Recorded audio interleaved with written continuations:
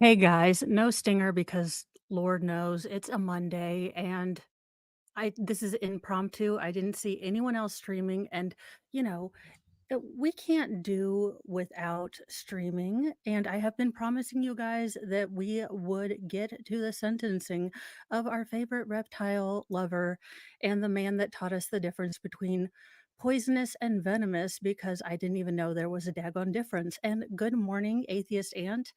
I know this was impromptu and we did not know I didn't realize that no one else was streaming. I didn't realize that our best friend Daryl Brooks, the man that is teaching me how to legal, uh, even had another, you know, thing going because I kind of figure he wrecked Wisconsin to begin with. So I thought that things were done for him.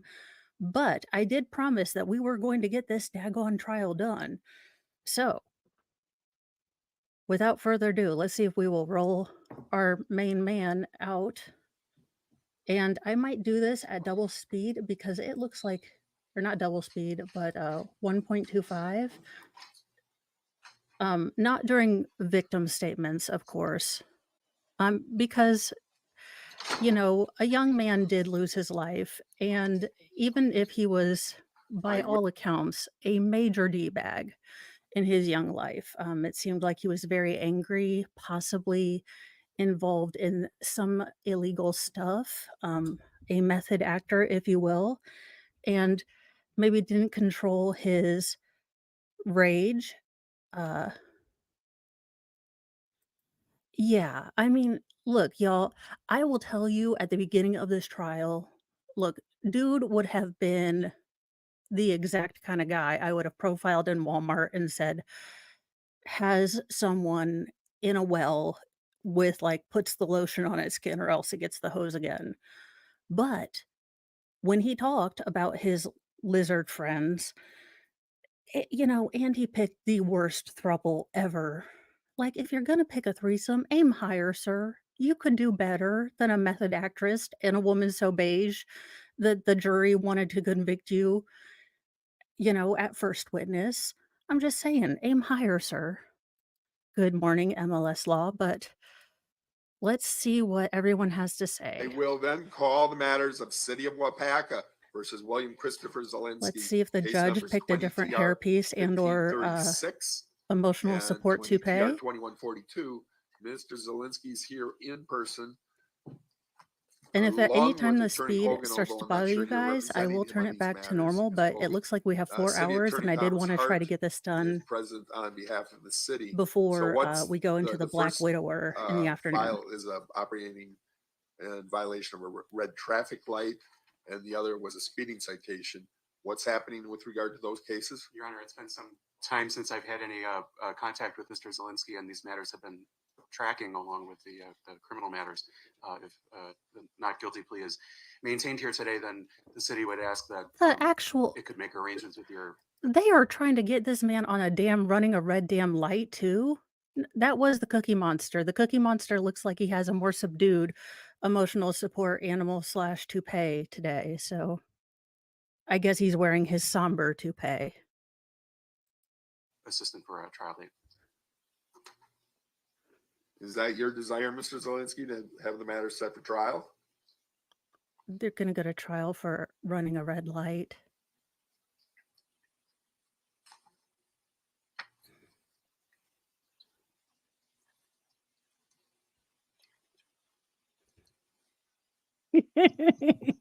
Yes, Your Honor.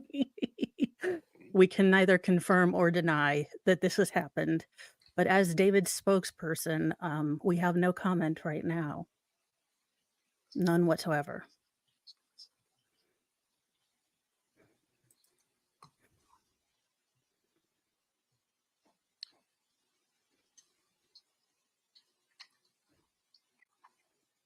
Since I've got the criminal case, I'll We just need keep this these traffic, even though they aren't eh, cars. okay, we stipulate, but only if we get another timeline. More trial if we get another timeline, because that It's the timeline city was awesome. of Wapaka. They come.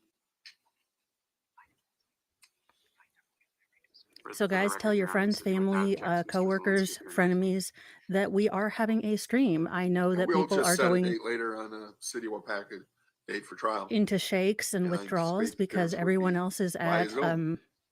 Anime Convention Thank you, Your of Honor. the Thank you, Ms. Century. Hart. Then I'm going to also call the matter of State of Wisconsin versus William C. Zelensky, case number 20 CV 254. That is a forfeiture action seeking to forfeit the vehicle. Not the murder mobile. I want it. Mr. Zelensky, and I don't know if I had the note yet.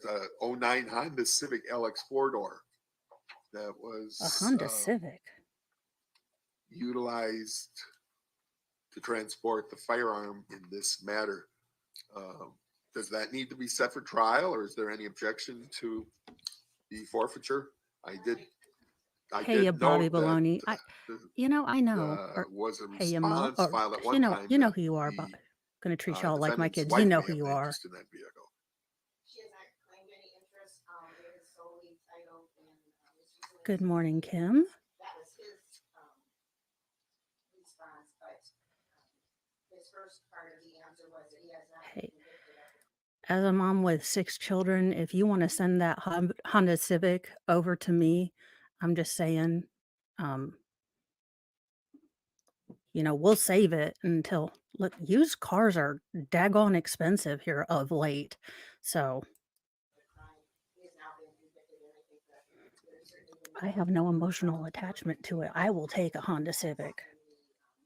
Do donuts in the parking lot. Any response, Mr. Hogan? I don't represent Mr. Zelensky on that civil forfeiture, but I did provide him with the paperwork that the state filed, I believe yesterday. Attorney Isherwood provided me. Was something filed? Oh. Well, Mr. Zelensky, any comment? Is there any reason why I shouldn't sign that proposed order? I still maintain that due to marital property law, my wife would have an interest in that vehicle. At least half of it, the value is hers. And also, I would maintain that the vehicle was not used in the commission Hey, of the crime at all. Lux. I And you drove saw my a real vehicle every day koala? to I'm everywhere I so went, and, jealous. the firearm was in the vehicle every day since it was put in there, and so the car wasn't used.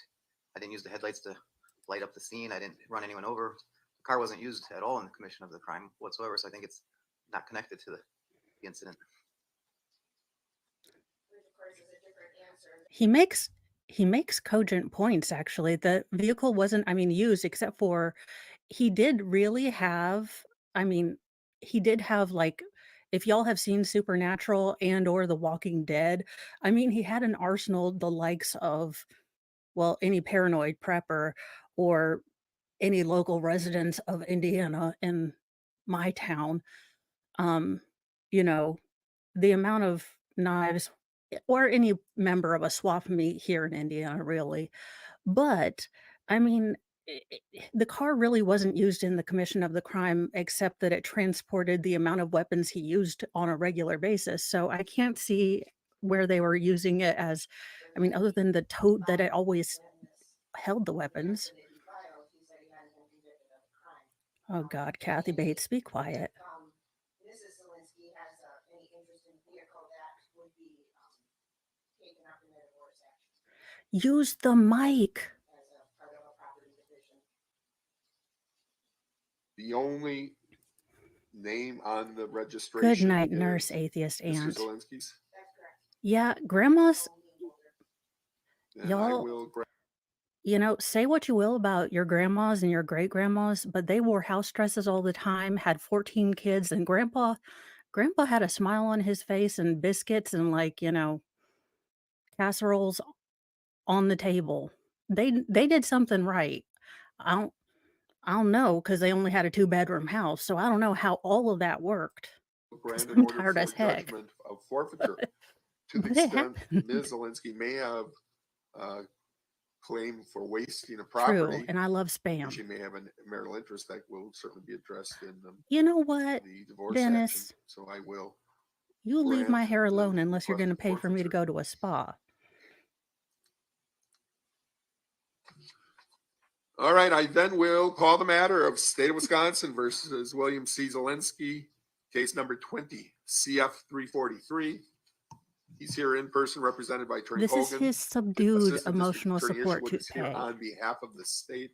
The matter is set for sentencing today. Is the state prepared to proceed? Yes, Your Honor. Mr. Hogan, are you prepared to proceed? We are. I would note I did file several letters of support to the court. I believe it was on Wednesday. A sort of memo that I drafted, as well as the letters of support we had received. I did receive 2 additional ones this morning that I did not have an opportunity to e-file. I did allow Attorney Isherwood to review them before court. May I approach? You may approach. And I would just ask that a copy, well, they'll be e-filed. I can print them afterward. I saw who they were from, but was not able to read them completely. So, Mr. Zelensky, are you prepared to proceed to sentencing at this time? Yes, Your Honor. Mr. Zelensky, initially there was a request for a pre-sentence investigation. The court was advised that you did not wish to have the pre-sentence investigation conducted, and for health reasons or other reasons, we moved up the sentencing date until today. Is that accurate, that you are waiving your right to have the pre-sentence investigation be completed? Yes, Your Honor. Ms. Isherwood, is the state in compliance with victim notification and consultation? We are, Your Honor. Does anyone wish to present any evidence of any kind? No, Your Honor. No. Ms. Isherwood, you may make your sentencing recommendation then. Your Honor, I have victim statements. I'm not presenting evidence, but I do have victim statements. And the first one is Beatrice Powell, Good morning, Chris. maternal grandmother of Riley Menente Powell. Okay. And I did want to make a statement right here. And as someone who has loved someone and lost someone to addiction, I kind of wanted to caveat these statements right here, because all that we know about Riley Menente Powell is that he is and was not a great human being.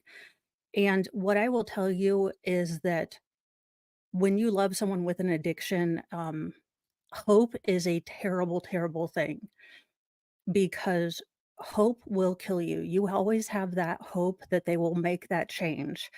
And when they do either overdose or come to an end like this, which is very common if you are dealing with someone with an addiction, because generally that, leads to sort of dangerous activities, you know, it kills that hope, but that hope can be so draining and so incredibly hard to deal with and so toxic, because it's always there in the back of your mind that, they can change, and that grieving the loss of that hope is often harder than grieving the loss of the person, because you've already grieved the loss of the person a long time ago. Grieving the loss of that hope is probably what they're dealing with now. So that was the only caveat that I was going to put in there, and kind of the personal experience before we get into this, because I'm going to try not to talk as they're giving the victim statements, because I did want to kind of put that lens on there, because it can be a little, from an outsider looking in, I can see how people are like, okay, but he was a total D-bag, and why is anyone upset about him, kind of shuffling off this mortal coil? Because I can totally understand it as looking from the outside in, like, total D-bag, why worry? But they knew him from before. So just as that personal sort of, kind of inside thing, I can let you know from an inside sort of perspective, when you hear these statements, they're coming at it from the perspective of someone who's seen the little boy, the little baby, that kind of thing.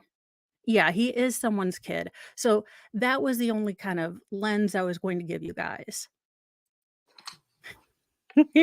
You know, I really should have a bat signal.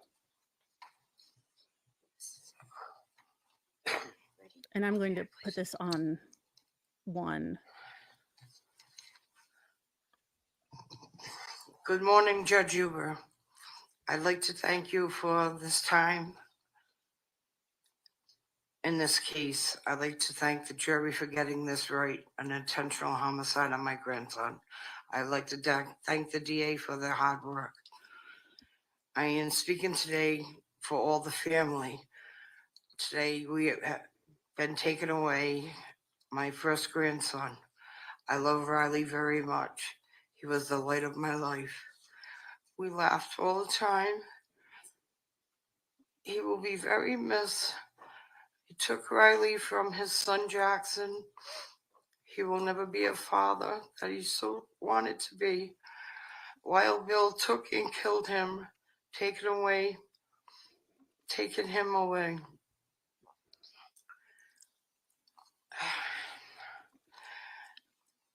He chose to shoot my grandson.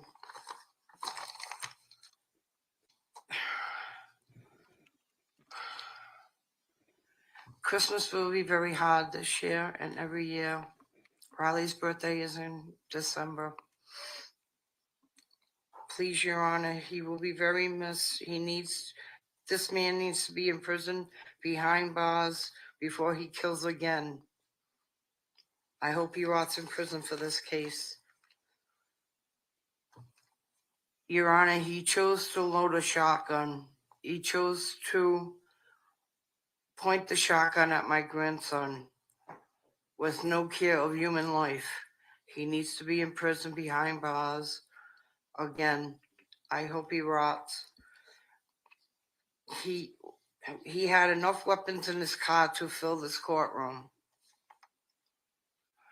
If he was so afraid of so afraid of an unarmed teenager, I can't wait till he meets the inmates and murderers. I hope he is very afraid of going to prison. I hope they serve him justice. He needs to stay in prison without no parole, where he can harm somebody else.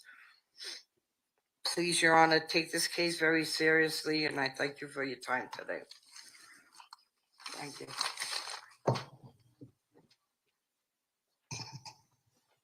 Your Honor, the next statement is from Daisha, spelled Daesha.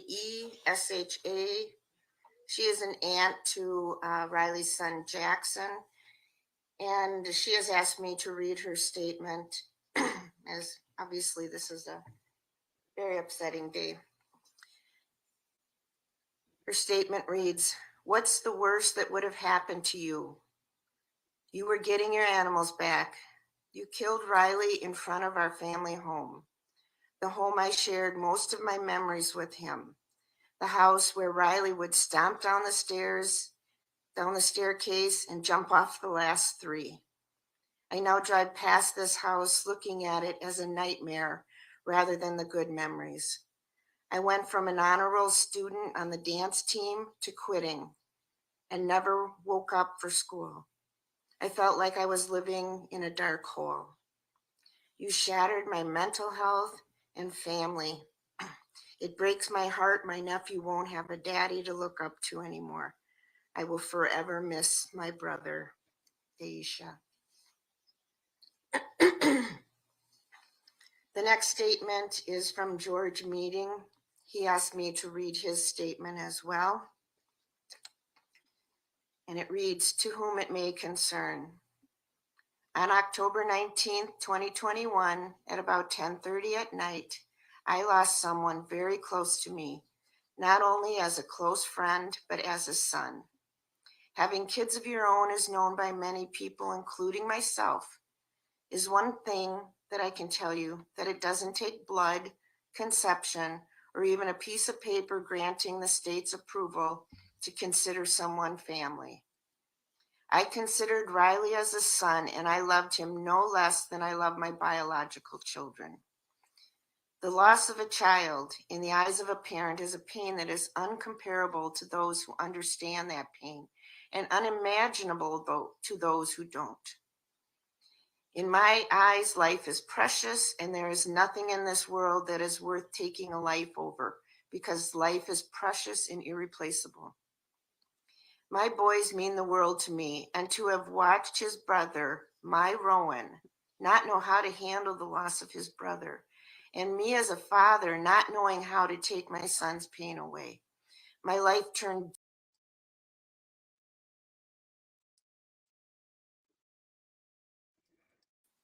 as I did not handle the loss of Riley in the right manner. I do have true regrets for my actions.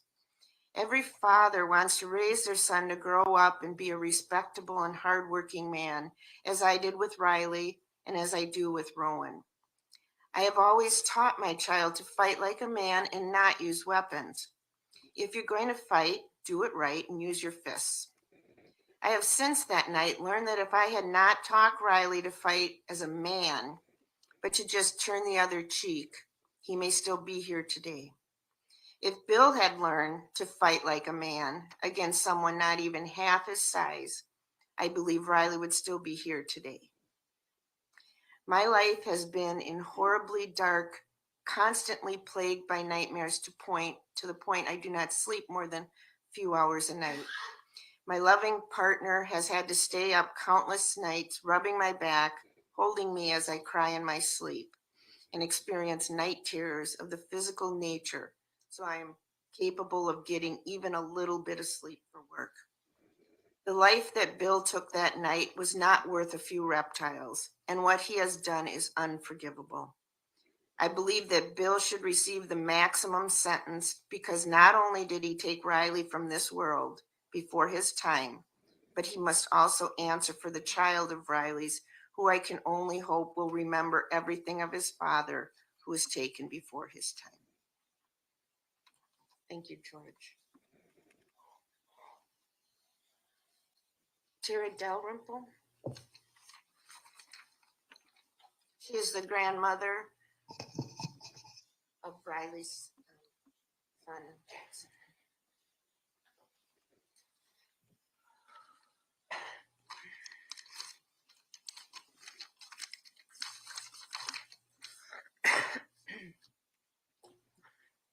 Your Honor, on October 20th, 2020, it changed our lives forever. I'll never forget the sound of that gunshot. I struggle with PTSD, nightmares, depression, and multiple anxiety disorders since that night. I miss Riley, and I thought of him as a son. My daughter, 15, innocent and sweet, was forever changed by this night. Daisha, my daughter, loved to dance. She was on the dance team for 6 years. She had to quit her passion due to depression and nonstop crying spells. She still struggles with PTSD and nightmares. The horrific scene she saw broke her spirit. This happened outside our home. My home was a safe haven, even for Riley, until that night. I ran outside into a murder crime scene, and there's Bill with a gun, and a boy shot and killed, and a mother who didn't care her son was dead. I had to uproot my family and move from Van Street because we could still see Riley kneeling before the driveway. Psychiatrists, therapy, medications, and we still struggle. Riley's life meant something. He was just a boy, barely a man. He didn't deserve to die at the hands of Bill. Riley was not scary, and he had the biggest heart. Every day that my grandson Jackson lives without his father should be another day Bill lives without his freedom. I ask that you sentence William Zelensky to life in prison without parole. Thank you. Mackenzie.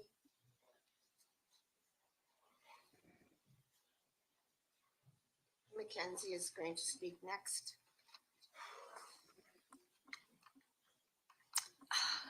And this is Jackson's mother. Good morning, Your Honor. Yeah. Well, I live with the regret that I even told Bill that I found out that Riley and Ashton wanted to steal from him because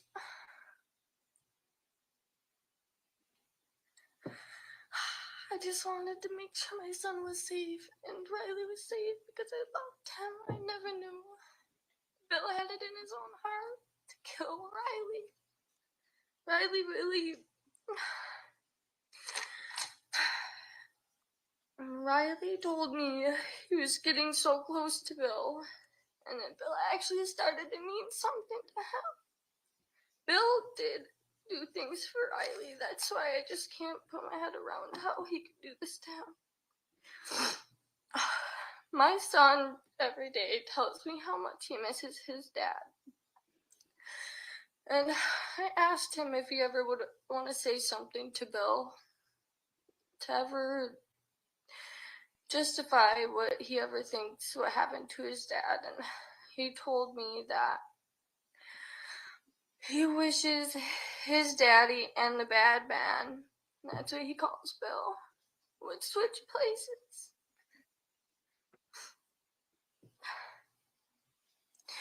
Bill knew how important a father's love was. He knew how much Riley and Jack loved each other. He even handed down the handmade blocks Bill's own father made him when he was a child to Riley to get to Jack. Bill's father also passed away. My own father passed away. And only children who have gone through that type of pain understand the empty, lonely feeling growing up without a father, watching the kids at school and in public, getting to spend time with their dads, getting the love that children are supposed to from their dads.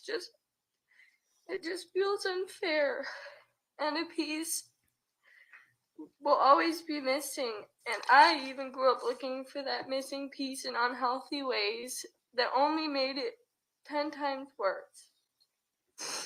Riley was my first love and my best friend, and my baby's father.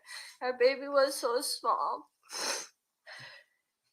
This was a very hard time mentally for me and Riley. We were only kids. This was when we met Bill a little while after. Tiffany brought him over, and the first interaction was about drugs. Okay, I'm gonna stop it here just to make sure I don't get a copyright thing and to put the not um law and crime thing up. Here here's my comment on this. When my husband passed away, my first husband, my girls were 18 months and 4 months. So I believe her son was 2 years old. So, and I can understand that at that time she is probably really grieving and she's probably bringing up the father Riley a lot. So she is probably definitely bringing up the father, and e- every family is going to be different. Like I said in the stream, would I be bringing up a 2-year-old to a 2-year-old? It with how violent this was, would I be bringing up with a 2-year-old how this happened? Probably not. Um, but l look, Riley also made bad choices, and I know there's a tendency, even with my first husband's family, quite rightly, quite naturally, in grief, we tend to maybe make the person who passed away not, you know, take away their agency. Life happened to them. They didn't make choices. Bad things happened to them. They didn't choose to maybe make terrible choices. It's natural. But you know, Riley also made some fairly terrible choices. I mean, he could have just as easily gotten bitten by the Gaboon Viper. And uh yeah, we do tend to canonize them. And look, parent, totally get it. Grandma, totally get it. But and I assume as the years go by, I think as the years go by, she may have some different things that she feels like she's going to um yeah, it is the most sucktastic group that you will never want to be in. We have a secret handshake. It's the middle finger. It's terrible. It's a shitty club. Um, yeah, we definitely need a dressed up Sal club. But what I will say is that she hit the nail right here on the head. What we don't talk about in a lot of these things is that Riley didn't have a father figure. She didn't have a father figure. And then she was looking for a father figure, and she hooked up with Riley, who seemed like a very angry young man who was looking for a father figure and chose really unhealthy ways to show masculinity. So he chose to show masculinity by being loud and aggressive instead of protective and supportive. and using strength in a good way. He was loud and aggressive and, you know, drinking and machismo instead of, supportive and protecting his family and providing for his family. So hopefully, I I pray that unfortunately this situation will help her like it did for me, you know, grow up very insanely quickly, and she will look for better choices, and she will help her son see better examples of masculinity, because really it boils down to, well, Sal, we'll talk about it. Look, I'm not having dangly bits. I'm not sure I'm the one to talk to you about masculinity. Um, I can talk to you about good femininity because there's a lot of toxic femininity going on around. Lizzo, but she's going. I think the dreaded Lizzo virus may be going into remission. Um, so, but hopefully this hopefully this, like it did for me, which is sometimes terrible situations can really, unfortunately, when you walk through them, give you something different to look at. So welcome Roseman Ranch, and let's see, Gigi and Chris. If I missed you guys, we will get back to it. I just wanted to make sure that Law and Cuck didn't get too upset. Was asking us if we knew anyone to sell any of these drugs or any of the kids around town, how to get them around Wapaka, because he was new to us, new to the kids around town. So now Bill's selling drugs. And Riley knew.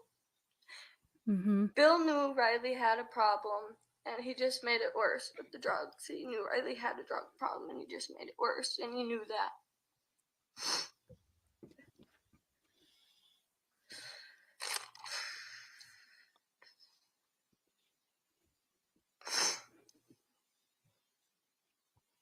I just have to say, Riley might have stole from Bill, but what Bill has stolen from our son is unforgivable and worth so much more.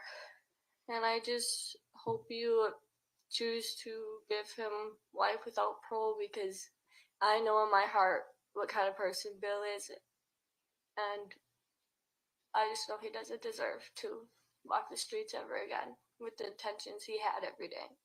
Thank you.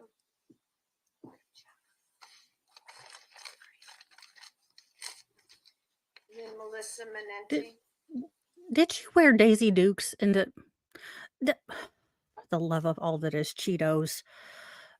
Okay, children, chat, America, the Midwest. I speak to you as your future empress of the Pettyverse and America and the future ruler of Earth, a la Futurama. There will be no formal tank tops and Daisy Dukes in my courts.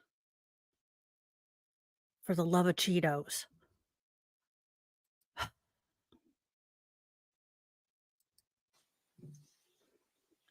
And no smile. What the actual blasted hell? Melissa Menente is the maternal grandmother of Riley.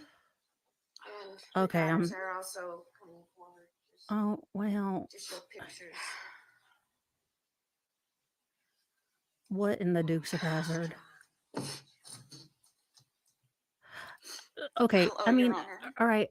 Okay, I will give the laugh, because when I get really nervous or when bad things happen, I will tend to nervous giggle.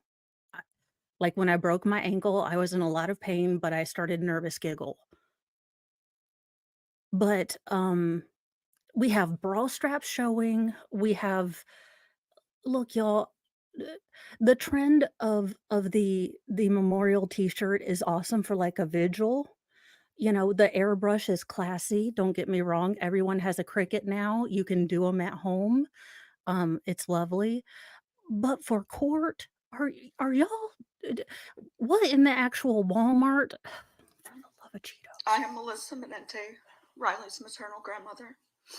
Oh Lord, I they will went keep to this as brief as Kinko's. possible. Did no one However, do in their order hair? to make you understand the impact of his loss, I need to at least tell you some of who he was and why I believe in the man. Y'all, what in the Daisy Dukes?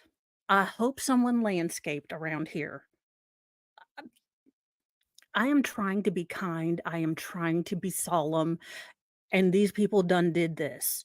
Y'all, I can't. I can't. My ADHD is like, be solemn, be kind. And what in the actual Daisy Dukes cutoffs? We just decided we were going to wear like our formal shorts.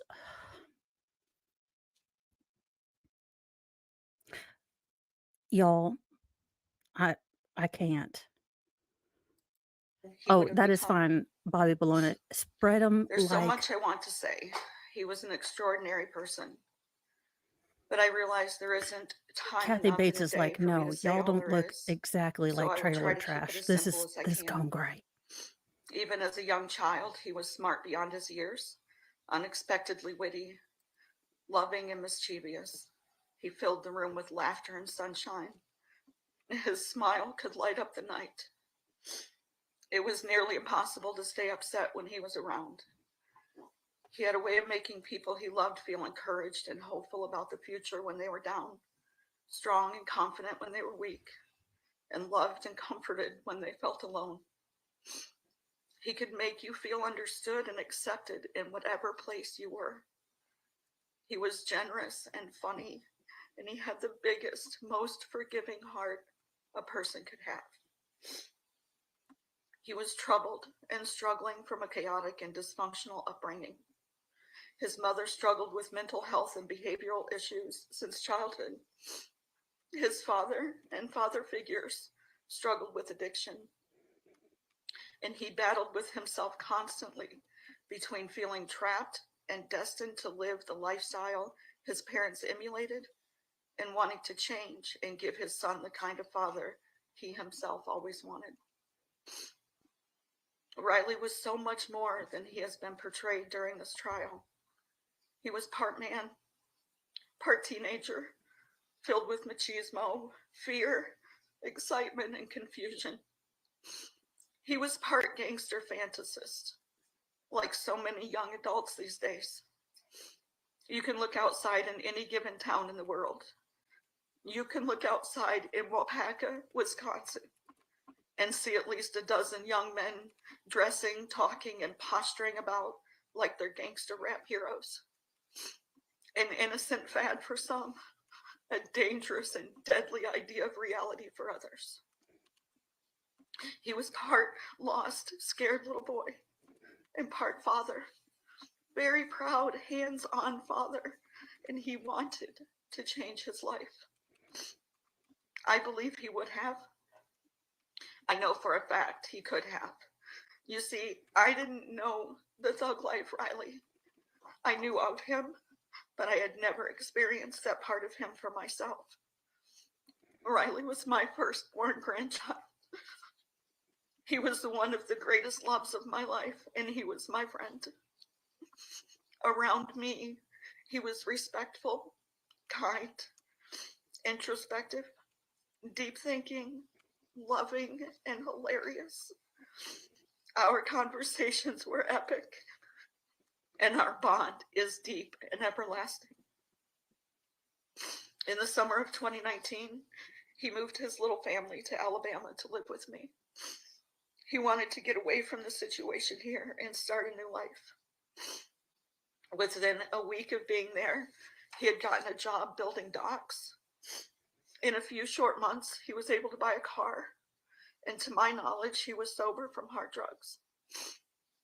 He was 17 years old. He got up at 6 o'clock in the morning, worked hard all day, came home and played with his son, fed him, put him to bed, visited with his girlfriend, and played video games.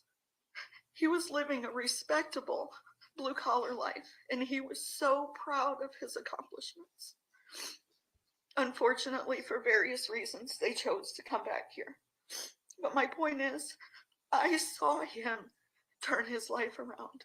I saw him setting goals for the future and feeling confident in his ability to reach them. His potential was endless. My boy deserved a chance to become a man. These pictures don't begin to show the depth of my family's love for Riley or his depth of love for us. They are a pale imitation of his charisma.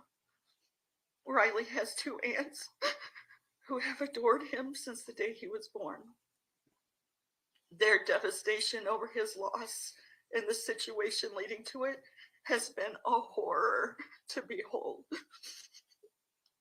There are no words to describe the impact his loss has had on his 2 brothers, 2 precious little boys who had a big brother who was devoted to them in their happiness. An entire little family blown apart by a trauma they will forever have to navigate. It has been sad and frustrating to try to explain to his sweet cousins, who barely even understand why he is gone. And my heart breaks for the cousins who will never know him. I have watched helplessly as his 2 lifelong best friends grapple with the pain and rage of this unholy situation. Tara and Daisha, each in their own way brutalized by the events of that night. Mackenzie, already grieving the loss of her own father, now having to navigate losing the love of her young life and her toddler son's father. Riley became a father at 16 years old. Jackson was a micro preemie, weighing just under 2 pounds. Riley spent nearly every day at the hospital with him, changing him, touching him, watching this tiny being he helped create wiggling in his incubator, fighting for his life. Riley held him in skin-to-skin contact as Jackson became stronger, bonding with him in ways most of us can't imagine. Even as a mother, grandmother, and great-grandmother, I still can't find a word to describe the love Riley felt for his son. You can see in nearly every picture they are in together, he is looking at him with the purest love I've ever seen. There are pictures and stories for Jackson, and he will always be told how much his daddy loved him. But no words will ever be a satisfactory replacement of what that would actually feel like. This boy has been robbed of a lifetime of memories. Every milestone will be tainted by the absence of the tangible love and pride of his father. Not only the emotional support, but also any type of financial support for Jackson has been lost. Most of the time when a child loses a parent, they receive support in the form of their parents' accrued Social Security. But Riley was barely 18 years old when he was taken from us. I don't think he had ever even filed taxes yet. There is nothing for Jackson. There was nothing to leave. Riley's personality was so beautiful, and he would have shared the traits of his heart with his son. How do we give him what only Riley could? The ripples of Riley's loss will never end. I can't really speak to the personal impact Riley's death has had on these people.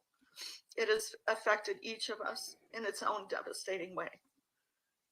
The impact it has had on me, particularly as the mother of one of the perpetrators and the grandmother of the victim, is nearly indescribable.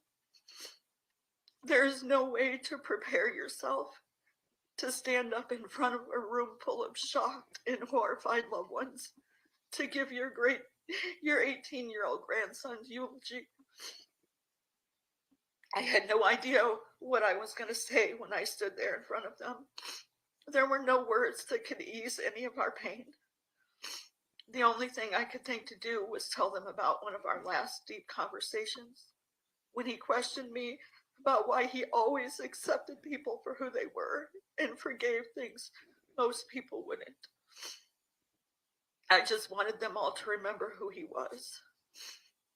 I need to remember too, Because as much as I would like to think Riley got his loving, accepting, forgiving heart from me, I know now my heart is nothing compared to his. I may have touted unconditional love and forgiveness to everyone who would listen for as long as I can remember. But now I'm being called to practice what I preach. And most days it's a test. I feel like I'm failing. I'm failing in a lot of ways lately. I'm struggling with motivation to work, unable to concentrate, taking so much time off, it's a wonder they keep me. I've even lost the momentum for the writing career I was building. I'm angry in a way I had never imagined possible. My rage will not change the outcome. Riley is gone. So I guess I subconsciously give my anger inanimate focus by obsessing about the most minute and mundane things. Like this picture of me with all my grandbabies in 2014. But there were more. So here's a picture of me with all of my grandbabies and my great grandson in 2019. But Your Honor, there's more. There are more, and now I will never have the complete picture. It sounds almost petty in light of it all, but it will forever taunt me as an image that should but never will be. I'm still working on how to enjoy my pictures and memories of Riley without it turning to desperate, gasping, raging pain. Okay. I'm nearly constant. So here's the thing, y'all. That's gonna stay there for a long time. That's just gonna be there with them for a long time. And same, Sal, same. We were both adopted from a secret lab of government experiments and sarcasm. It was a highly top secret. We were supposed to upset world governments, but we were too powerful. Hey, Indigo, welcome. Y'all know she was gonna be writing like the next, oh God, please tell me she was gonna be writing Amish romance, like the churning butter days of our lives. I don't know. Those are generally too PG for me. If it doesn't make my mother want to disown me, I don't read it. Constantly distracted by this unending nightmare. For 2.5 years, I was haunted by the thought of his last minutes. Now I'm haunted by the reality of them. I'm supposed to be a writer. What words do I have left? I used them all in a scream that never ends and is now echoed back to me in my voice last plea. Put the gun down and fight like a man. Put down the gun and fight like a man. What imagination. Here's the problem with that, and I understand why she's latched onto that, and I understand her pain, y'all. I really do. But Riley ran towards the car where he knew there were weapons. He stole from a car that he knew he had weapons. He stole weapons from a car. He took photos with him, sideways holding these weapons, you know, in the car or in the mirror with the Tanqueray gin. I'm sorry, but he was going towards a car full of weapons. And I know, Miss Kathy Bates from Misery told us, well, he didn't go, the front seat had no weapons. That car was kitted out like he was going on, a supernatural hunt for all the vampires. Do I have left? It's eaten all up with reality. And that's reality. I don't even have to close my eyes to see her stance as she pulled up the gun on his command. And the mom, why are they can't not erase bitching the out the image of mom? my I'm sorry. grandson's kneeling body crumpled on the ground. I see it now. What time do I have left? I'm trapped in the 10 to 15 seconds it took him to die. Do you know how long 15 seconds is? Please bear with me.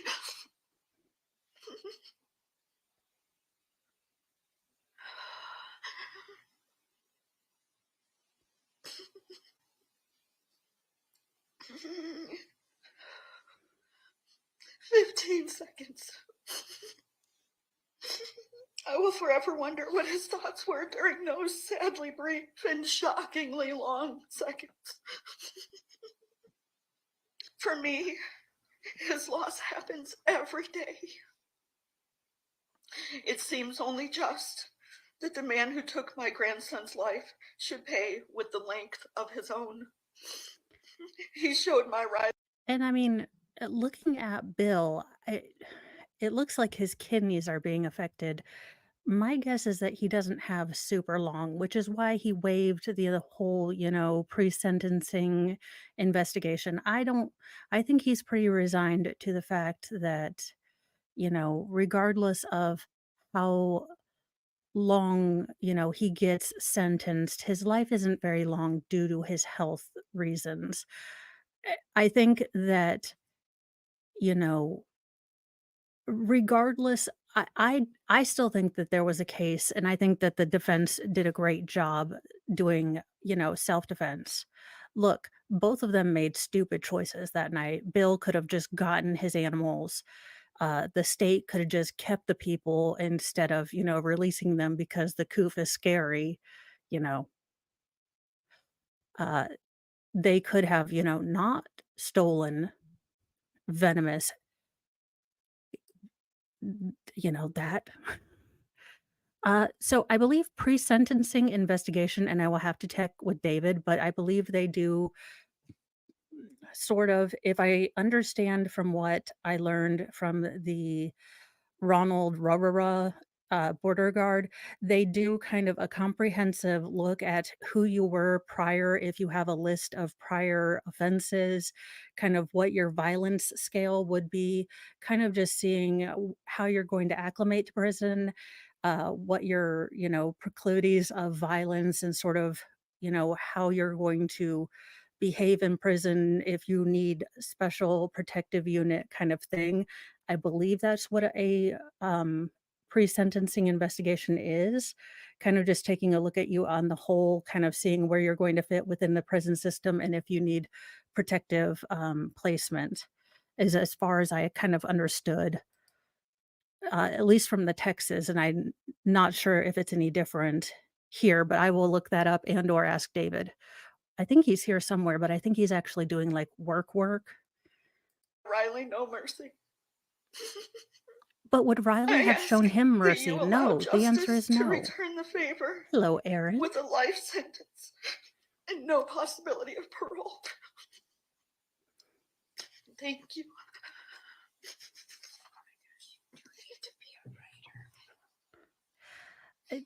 Y'all, I don't get bringing in the urn.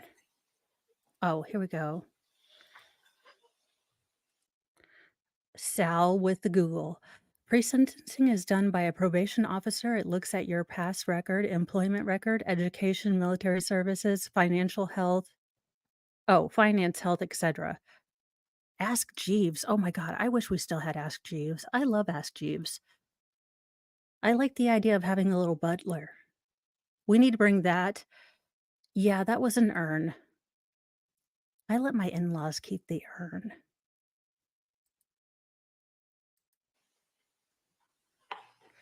And y'all, from the bottom of my look, there is so much trauma here, and I cover all of my trauma with sarcasm, if you can't tell, and dark humor. Um, and there is so much trauma here, and I hope that they are getting help with it. Look, I have not I have not dealt with my trauma in the most healthy ways over the year, if you can believe it. And I am finally getting to a place where I am open to even dealing with it in a proper, therapist-y kind of way. So, I hope that they are doing it the right way and they're actually talking to people, uh, and dealing with it, before they wait 15 years, just for funsies, dealing with it currently because there is so much pain there.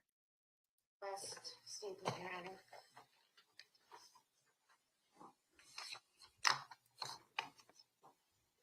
Do you wish to make an argument then at this time? Yes, Your Honor. I do like that he Thought I would wore the first subdued make some comments on the hairpiece. letters of support that were provided to the court. And there are obviously a number of family members who have very fond memories of Bill. It's continually talked about that he was an Eagle Scout over 20 years ago. I think about my nieces and nephews and my cousin. Why the hell are they letting Kathy Bates talk about his support letters? I know his emotional support animal is looking very well today. I like that he's groomed it. I think I'm going to name it. Let's see. Which name do I like? I think it's going to be AA Ron. Or what else? What other name? Yeah, AA Ron for right now. Cousins who I would see maybe Or one or maybe two D times a Nice. I year don't know. or one or two times a Jaqueline? decade. No, And I I like have Jaqueline. wonderful memories of them, but I have absolutely no idea what's going on in their day-to-day lives. And I wouldn't dream of opining on them.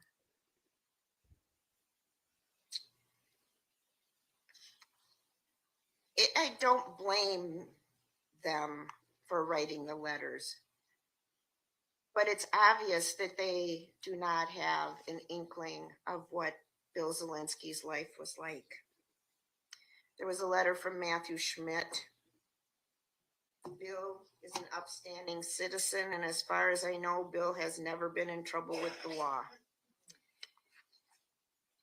As I go through my Why the hell is Kathy Bates allowed to look at the support letters and be like, excuse me, what had happened was these people are being nice to Bill, but I disagree. Like, of all the insufferable C wordiness, and y'all, I know you can tell, but I just don't like her. So I'm statement, going to put her up to you'll see that 1.25 that because certainly we just was cannot not be true. bothered with this woman right now. This is the prosecutor. I There call was, her Kathy Bates letters from from, Misery because I'm pretty sure she would individuals who come into the hobble jail us to do all. jail ministry. And he says, when mistreated by fellow inmates, he did not retaliate. He trusted in the power of truth and told his story. Yeah, I'm kind of confused. Why is she William allowed to Zelensky look is at a the defense manipulator. support? He's had 3 women in his marriage, 3-part marriage. I think that he's had at least. Well, I mean, that is a good question. I do want to know. Look, y'all, we need to write Bill some letters. Sal, you and me, we're on this. Dear Bill, question 1. Why the weirdest and most boring throuple ever? Please explain in detail how the hell this train wreck happened. Love, your biggest supporter, Mo and Sal. Yeah, he had a throuple. Y'all, we need to do the murder board again. I have a murder board of this trial, and it does explain the throuple. We have his wife of, I want to say 17 years. She was the most beige woman in the entire world. She was the first witness in this trial. And the only jury question after her testimony was, can we deliberate now? Because they were so damn bored.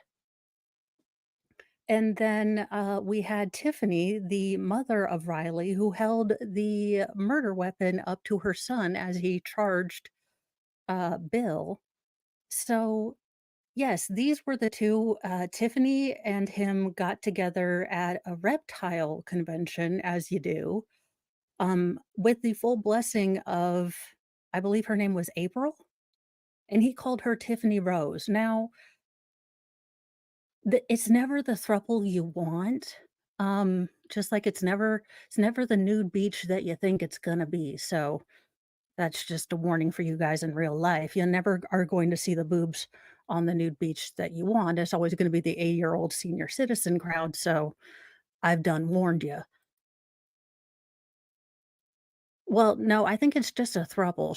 She was trying to say throuple, but she's a little confused. Well, now, look, I've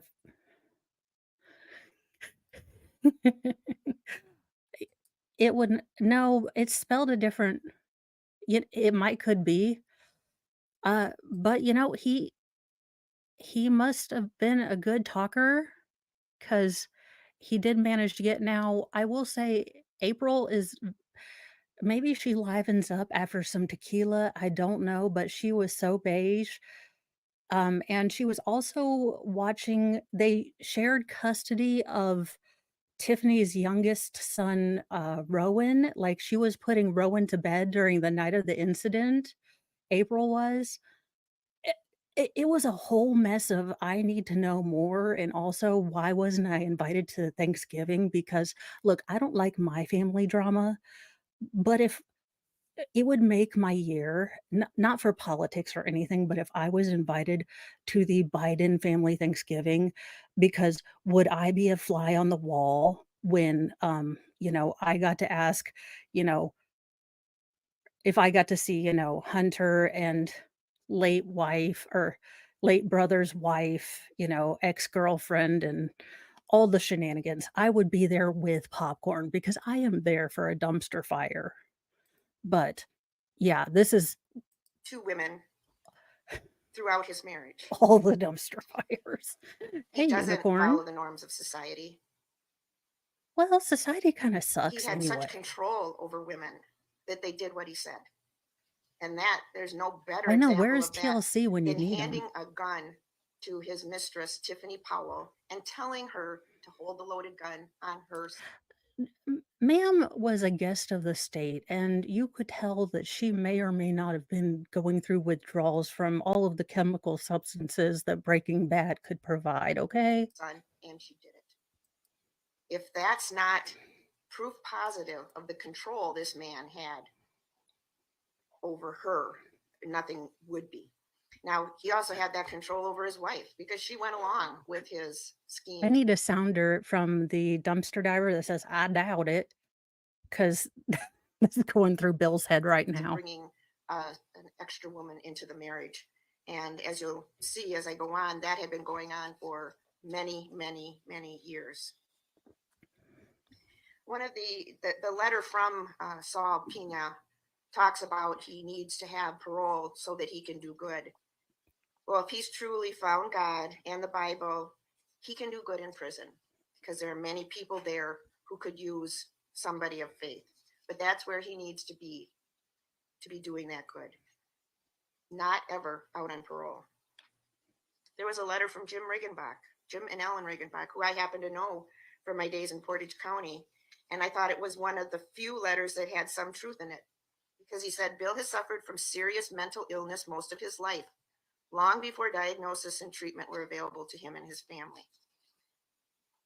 So there was an acknowledgement, at least by one, I assume family friend, that he's had to fight mental illness for a long, long time. There was a letter from his brother, John Zelensky, which I think was very helpful because it gave a background of Bill Zelensky that was kind of a black hole, at least as far as I knew, and I assume as far as the court knew. But this letter is also obviously skewed because most of the information, other than the medical information, came from Bill. And so unlike the victim statements that have been skewed. I'm sorry, but yeah, this seems very off to me. I'm going to have to ask David, I'm writing things down right now, if this is normal for I've not seen this in other trials where the state gets to go through because in the Kim Potter, the defense brought up letters of support in their own, little file folder of awesome. And well, Daryl Brooks had no support from anyone, and his mom read that poem that had nothing to do with anything. But this the fact that she has access to his letters of support and she's going through and she's like, for lack of a better word, C blocking them, it it seems improper. And I don't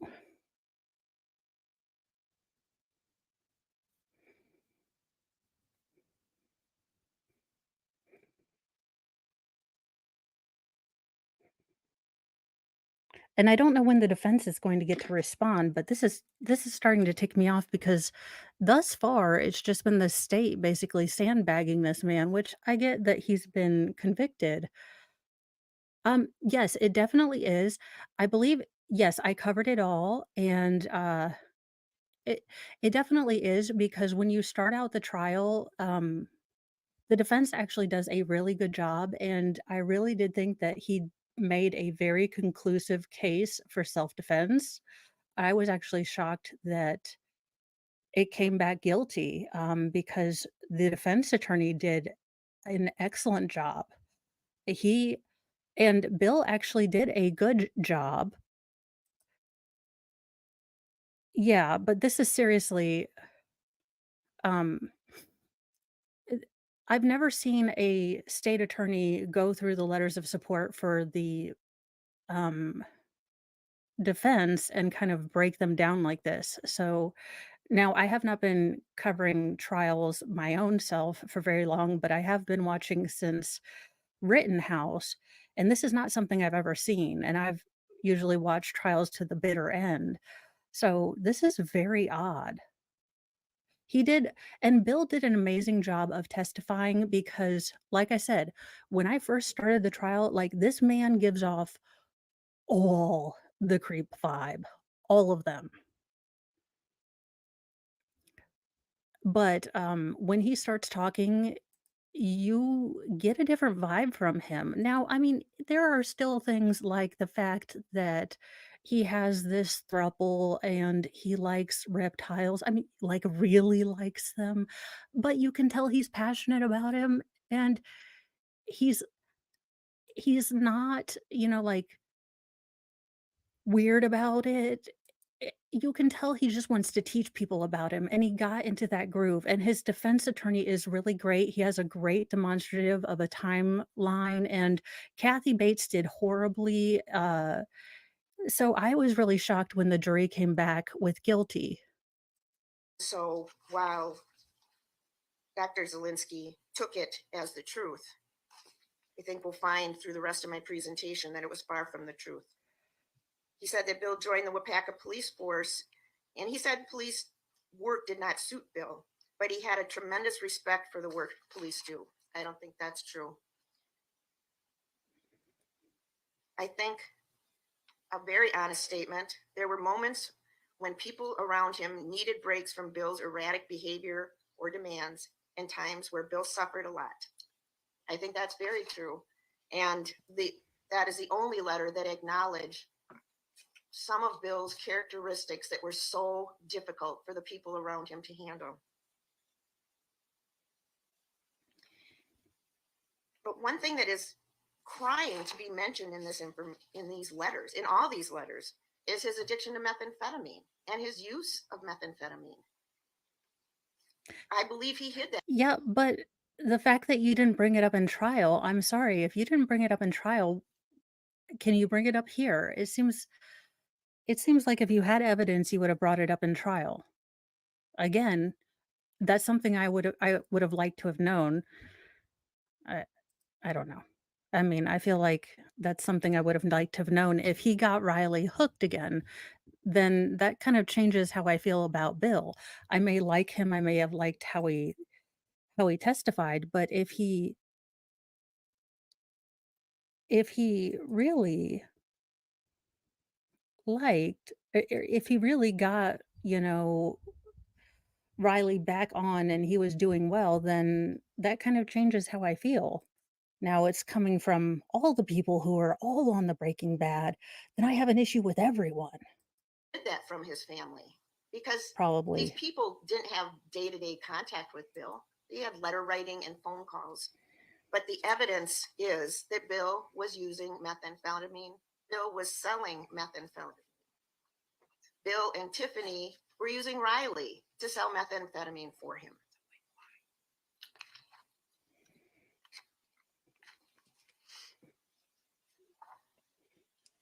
Paul Zelensky wrote a letter, and he wants you to grant Bill Zelensky parole because it's necessary for Bill's well-being. Well, right now, I don't think that should even be a consideration what Bill's well-being is.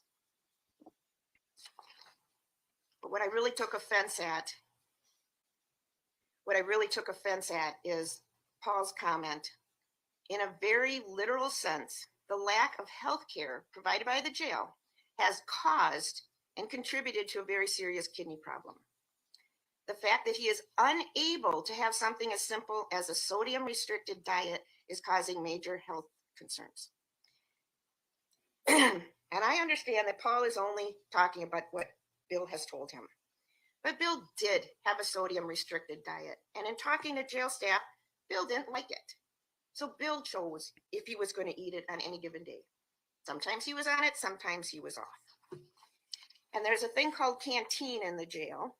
And because Bill had a lot of money, he spent literally thousands of dollars on canteen. I just picked That a is a random shit day, ton of honey buns. July 20th, 2023, where he spent $75 on canteen. And most items were between $1 and $3. He bought Milky Ways and Kit Kats and chocolate chip cookies and ramen noodles and beef sticks. He also bought Tums, cupcakes, banana bread, cereals, all highly, highly salted items. Damn it, Bill. I was rooting for you. You had to let your inner and outer fat kid out? What the hell, dude? Also, Milky Ways, come on, I'm trying to be good.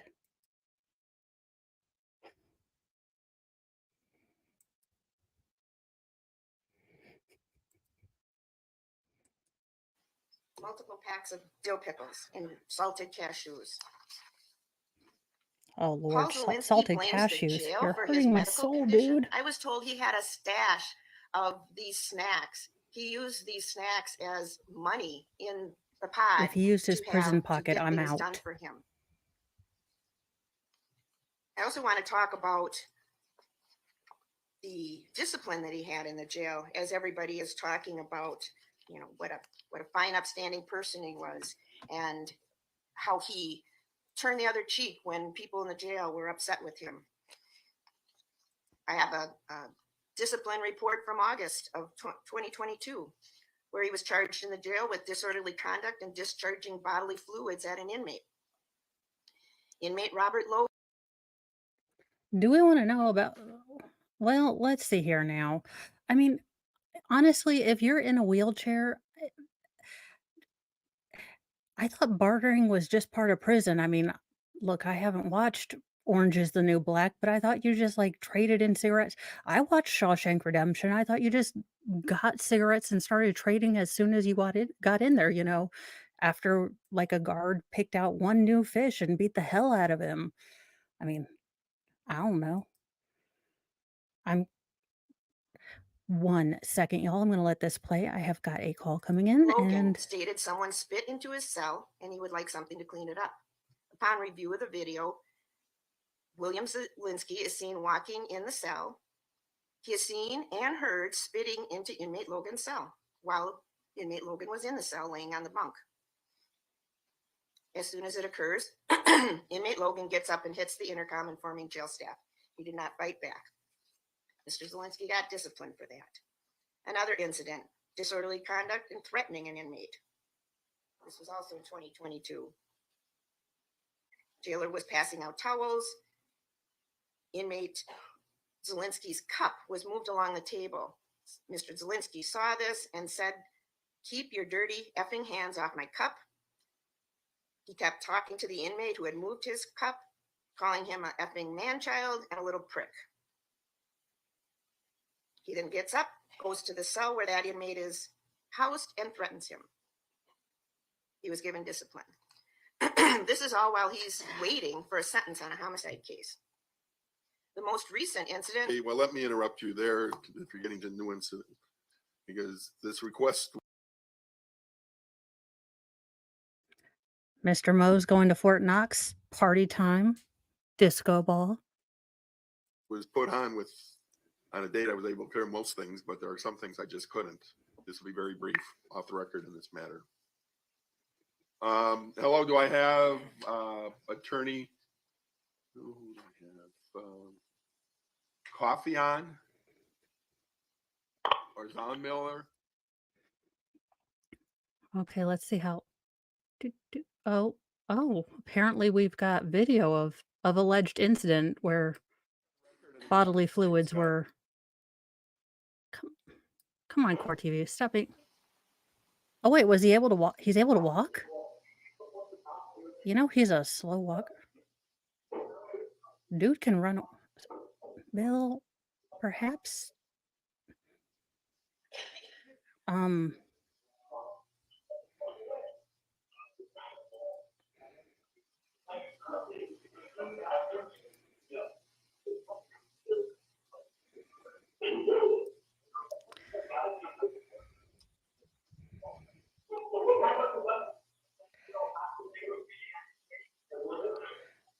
Oh, don't roll him over.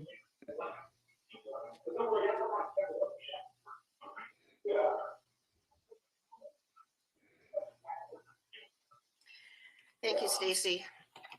Your Honor, there's a couple things in that video that are concerning. You couldn't hear it as it's coming through Zoom, but the last line Mr. Zelensky says as he's shaking his fist in the air is, "I can take a punch. I've been in a fight before." He had no problem jumping out of his wheelchair and going after a person that, according to the video, bumped into the wheel.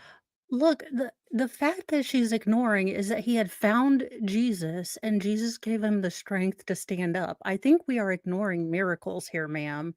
Kathy Bates. Jesus gave him the chance to stand up. Jesus, Mary and Joseph. Sir, what the hell is wrong with you?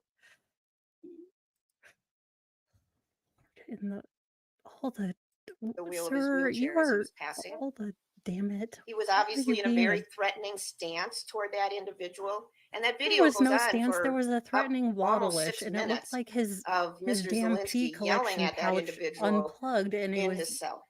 collecting urine down his This is pants. after he's been convicted. Love of Cheetos, man. This is after he put on the show in the courtroom that Hey, Kim. he couldn't even stand for the jury when they came in, that he needed 2 officers to help him out of the chair. Just another part of the excited. manipulation of Bill Zelensky. One Maybe thing now that I was can see why talked a she's lot so about done in the with him. trial was the fact that Mr. Zelensky had been a police officer. He left that employment in 2005. The records from that indicate that on August 23rd, 2004, Officer Zelensky was ordered to remove offensive stickers attached to the inside of his locker. He leaves the door of his locker open, making the notices clearly visible to anyone walking through.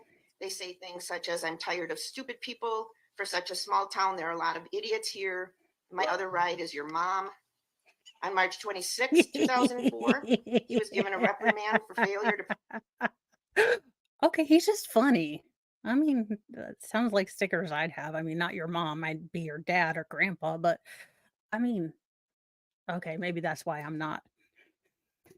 Maybe that's why I'm not a cop. I mean, I don't like the DA, but I too am also tired of stupid people, and there's a lot of idiots in my town and HOA, and I need to see a picture of your dad before I decide if he's going to be my ride, but you know, I know I'd knock off about 15 years for those stickers. properly respond to a subpoena to testify in court. Shortly thereafter, he was involved in 3 different internal affairs investigations. These investigations include Officer Zelensky's emotional reaction to being required to serve mandatory overtime, his unprofessional conduct during a traffic stop, and his failure to timely complete necessary paperwork, resulting in a delay processing a criminal complaint. He was also investigated for a shooting incident where he was on his own property with another officer from the sheriff's department, and they were shooting guns. A neighbor came over and complained that the guns were coming onto his property. Officer Zelensky identified himself as a law enforcement officer, engaged in a verbal altercation with the neighbor, and then discharged a firearm during the altercation. That was considered unacceptable conduct. Criminal referral was made to the district attorney's office, but at that time, District Attorney Snyder could not find a special prosecutor, and so it was never prosecuted. He needed a special prosecutor because Mr. Zelensky was still working as a police officer. The conclusions in his employment record: collectively, this record of service reveals an officer of relatively short seniority, yet having suspensions and written reprimands for a variety of acts of misconduct. Moreover, it reveals an employee with a fundamentally insubordinate attitude towards supervision and an unwillingness to accept full responsibility for his own conduct. The conclusion from the incident with the neighbor: Officer Zelensky's actions in this event, even if you accept his version, represent poor judgment by a law enforcement officer. His actions of engaging in verbal altercation with his neighbor, escalating that altercation, identifying himself as a law enforcement officer, and then discharging his firearm are unacceptable. More significantly, Officer Zelensky's untruth and half-truths during the investigation are also unacceptable. Your Honor, this is significant because the control that Mr. Zelensky had over many members of our community, of people who use drugs and deal drugs, was because he portrayed to them that he was a cop and that he had a special relationship with the Waupaca Police Department and he could get away with anything he wanted. So when he made threats against people, they better not report them because he was a cop. And sadly, they believed him. Riley believed him. In 2015, William Zelensky was referred for a domestic abuse incident. In that incident, a number of people in the community, both in Waupaca and Plover, were concerned for his wife's safety. Jim Peglow was at the Zelensky house. He could see that April Zelensky was terrified, and she had whispered to him, "I got to get out of here." He distracted Bill while April could pack up a few things and leave. In her statement back in 2015, she indicated that she had tried to leave previously, but Bill would not allow her. She had a cell phone at the time, but as soon as she left the house, Bill had it disconnected. So she had no means of communication. And there was a bulletin put out to surrounding counties looking for April because they needed to do a welfare check. Nobody knew where she was, nobody could find her, and yet multiple people were calling in with concern for her safety. She contacted the district attorney's office. She indicated she was sticking by him, that she was riding out this manic cycle, and that this cycle had been much worse than the last one. But she thought that the cycle would end in the next few months, and if the cycle starts up again, she'd move out until he got through the cycle. She indicated. Okay, but do they have medical records that actually have diagnosed him with bipolar, or is it like the millennial thing where I am bipolar because I did a, BuzzFeed article test? Because I am so doggone tired of people like, I am neurodivergent because I took a BuzzFeed test and you know, something, I don't like blue Skittles. You know, that's the kind of thing that irritates me. If they have actual medical, diagnoses, then fine, that's great. But if he's just like, well, he gets a little nutty, I'm sorry, it's not a manic episode. That's just him probably being under the influence of the Breaking Bad. Is Dr. G a real psychiatrist, or I need to look at Dr. G. I'll probably do a review video of him because I know that's been requested. And since I did do Wild Bill, and I made an announcement on my Floss and Gossip and a couple other streams, but I will not be continuing my Zachariah Anderson review for right now. You guys, like I said, look, the loss of my first husband was about 15 years ago, 14, but I have not dealt with it for a while, but I'm finally in a place where I want to deal with it. And his first name was Zachariah, and in light of that, I'm going to put that case on hold for a little bit. So I will probably come back to it at some point. I will, but for right now, probably not. So I will go on with other cases. I will, continue to support and hope that he gets justice, but I will definitely not be continuing that case right now. Just for me, it's a little too much. But I will be reviewing Dr. G's review of this guy because I have heard that Dr. G is an interesting guy. And I'm not sure that I'll agree with anything since I am only pre psychology. So, welcome, Wendy. And I think Indigo has already been here. But yeah, I'll definitely come with you guys. But yeah, so I did want to make that announcement to everyone. I think I've tried to catch everyone as they are, but that is kind of something I am taking a little bit of a step back on because I am going to start spinning up Karen Reed. I have got a probable cause affidavit that I will be doing a stream. Yeah, and everyone's different. It was really hard to even do the first day, so every time I try to even do it, I'll find something else to do. So for just right now, I'm gonna take a step back from it. Stated But at let's multiple times continue. she was afraid for her safety, but Thank she you had guys so taken a much for marriage being vow and understanding. was You guys are willing to stick awesome. by I him. love my lovely, lovely chat family. I missed you guys so much this weekend. There was a And TRO, Mr. Mo's gonna be gone for Wednesday, so temporary restraining party order against Mr. at the Mo Zelensky house. later in 2015. Strippers And a restraining order was and granted on October get 8th, the puppy. I'm just 2015. kidding. Probably not, In maybe. that case, a former employee of Bill Zelensky had gotten the TRO or gotten the restraining order. In her petition, she said that she had to call the police because Bill Zelensky came to her home after she had quit and was trying to incite an altercation. He refused to leave my home despite multiple requests and my verbal statement that I felt threatened by his presence. The respondent became irate and irrational. I sought shelter in my residence and called the police for assistance. She was told that a disorderly conduct was filed against the respondent, but I could not find any record of that. She said, specifically, William Zelensky cut me off in his vehicle as I was walking to my door and stood in my way. He forcibly demanded to discuss particular elements of my resignation, and I told him I did not wish to, but I would meet him in a public place. He claimed I was hiding in the shadows, and he tried to goad me into arguing.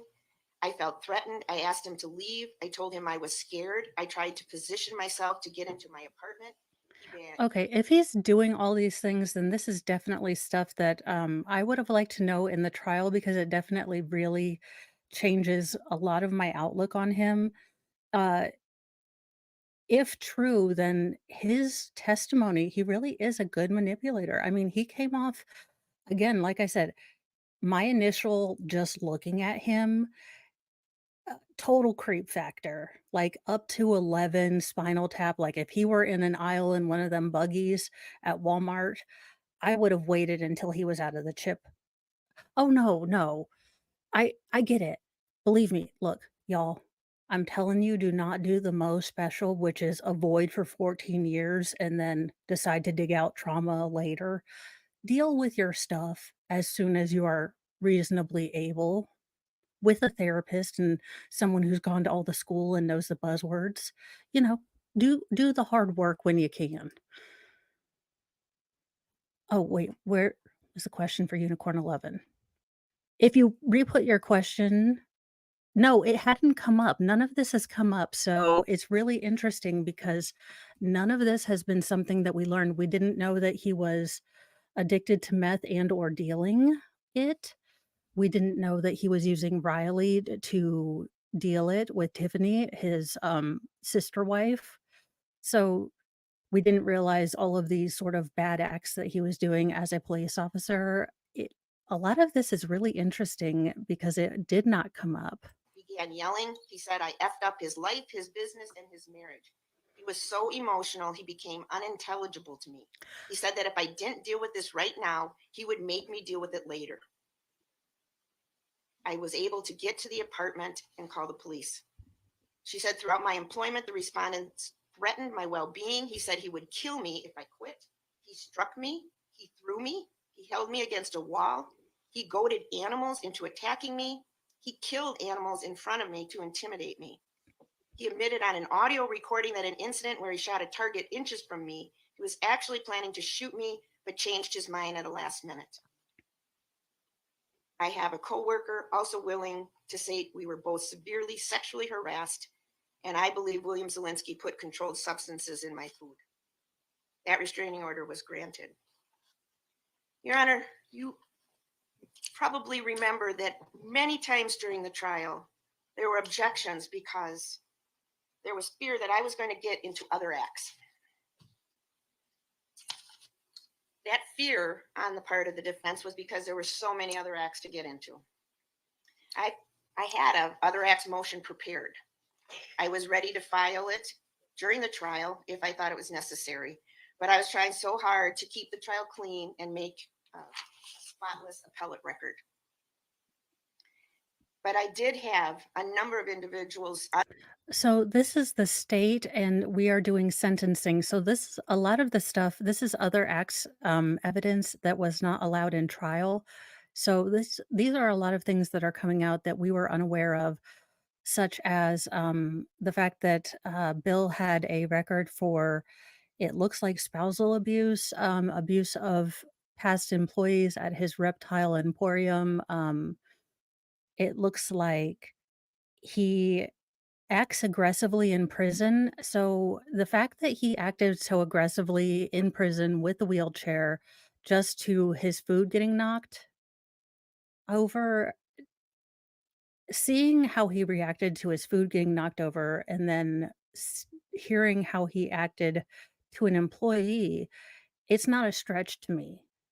Um, it, I'm beginning to get a fuller, clearer picture, and he's not sounding true, but seeing that in the prison thing is lending more credence to the allegation of the female employee.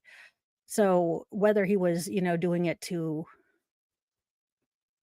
you know, act tough, I'm not sure, but this is the state's argument for sentencing. Now, she tends to be long-winded, so let's see how much it looks like the defense is gonna talk. Under subpoena for rebuttal. Good morning, And my plan had Kelsey. been, if I thought it necessary, to file the other acts motion and address that and then call rebuttal witnesses. Allison Rowe, Kelly Schmolt, Bridget Wilcox, Heidi Zittel, Mary Pennington, and Madison Mudrow were all under subpoena. They all had made statements, which have been provided to the defense. All of them were ready to testify that they bought drugs from Bill Zelensky, that Bill Zelensky was what some described as a loan shark. He would loan $40 and then expect $1,040 in return as interest. He would threaten when he thought he wasn't being paid. He threatened Mary Pennington by saying he would cut her fingers off and he would make her look like her boyfriend, Timothy Boneline, who Your Honor may recall is the one who lost all of his fingers due to frostbite. He told Heidi Zittel that he would cut fingers off for people who owed him money. Those statements were why I had asked the question of April Zelensky about a video that Bill Zelensky showed her. She had no idea why he had showed it, but it was a video of someone cutting another person's fingers off. She said it was disgusting and scary. And here he's using that threat.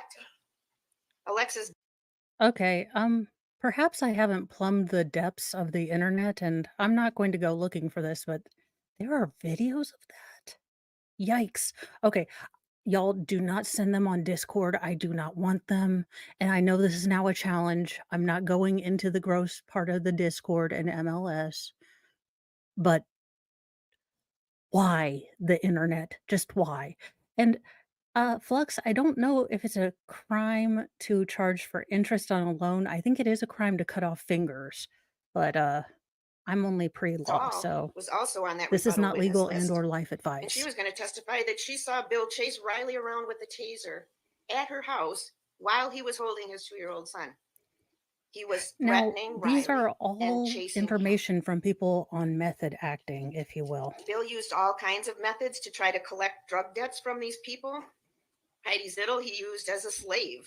He took her to Alexis Dahl's house and said, "She's here to clean your bathrooms because she owes me money." If Heidi Zittel went to the Quick Trip, Bill Zelensky would send April to take the items from her because she owed him money.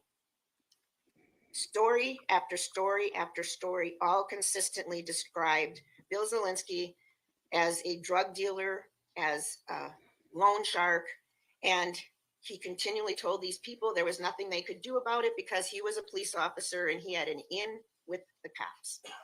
And the stories from these people that he recruited Riley Menente Powell to deal drugs for him.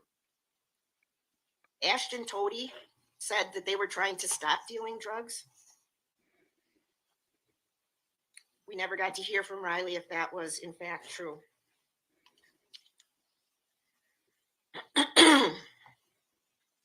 The letters of support for Bill don't know that Bill was cited for disorderly conduct in Stevens Point because he was arguing with a car salesman and threatening that he was going to go to his home and harass him, and the police had to be called.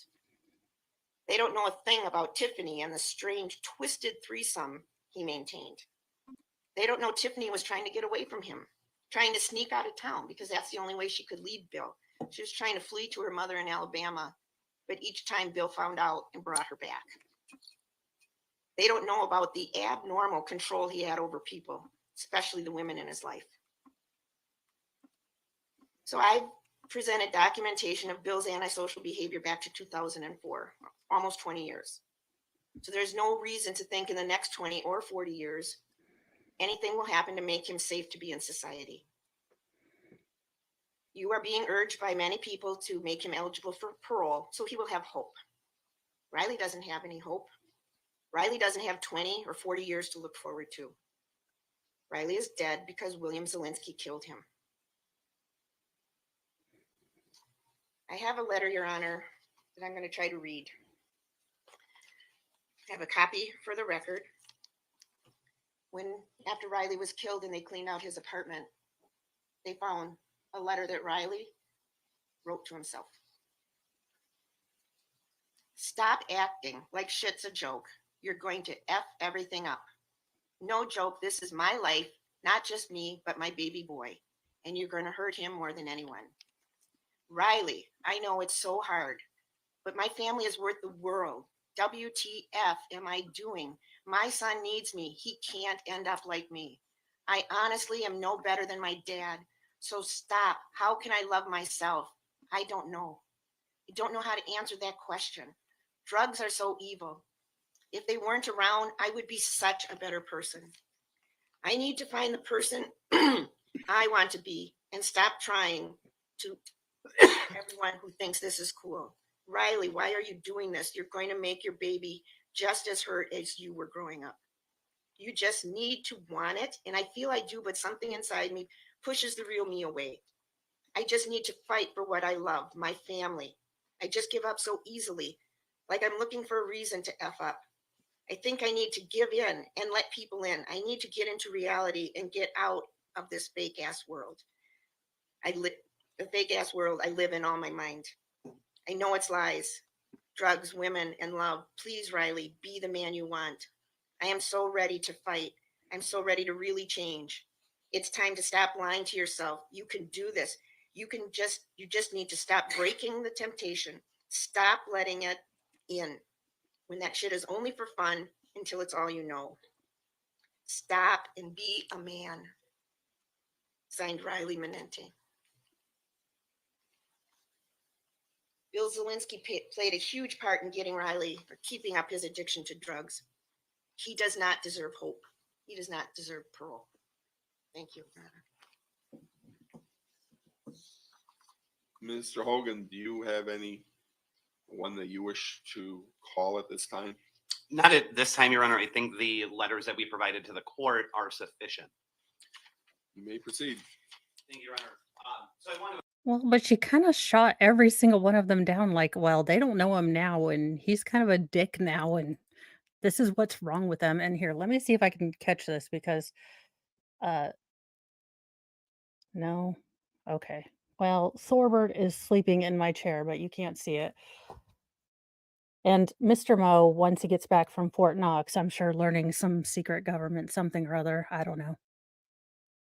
I try to pay attention when he tells me what he does, but yes, Salbert. Now that we know that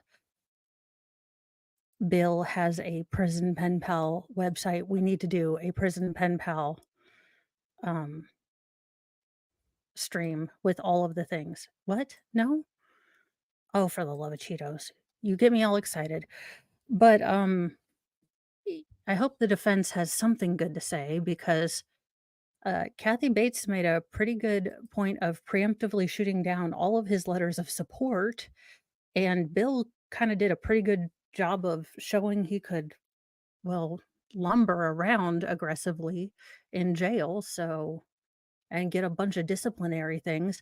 Although it did show the miracle of Christ that he could get up out of his wheelchair. So, I mean, there is that. But address a lot of the things that the state referenced in their argument.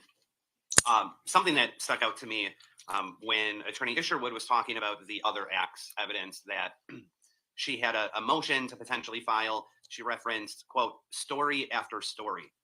And that's exactly what all of that evidence was. Stories. People indicating after this shooting happened, when police officers were investigating ways to see if they could make Bill to look worse than he was. They heard story after story and received absolutely no evidence. Attorney Isherwood mentions that Bill had an addiction to drugs, that Bill got Riley into drugs. This court, during the course of trial, saw, I think, 40 exhibits that police officers recovered from Bill's vehicle the night of the incident. None of that suggested in any way an addiction to methamphetamine. There wasn't a single meth pipe. There wasn't any drugs in that vehicle. I find it really hard to believe that Bill was involved in methamphetamine, and there's not a single shred of physical evidence that Bill was. When Bill's blood was tested, as the court heard, there were no drugs in his system at the time. During the lab analyst's testimony, and as I'm sure the court is aware, that meth users can have residual methamphetamine in their system and test positive for it. Bill didn't. And the argument that Bill was involved in drugs has absolutely no support in anything that the defense has received in any of the discovery throughout this case. It was a story, and people not even indicating they observed certain things with their own eyes, but this person told me this about Bill. So when the state wants the court to believe that there's all these other acts, I hope the court understands that there's no evidence of any of that.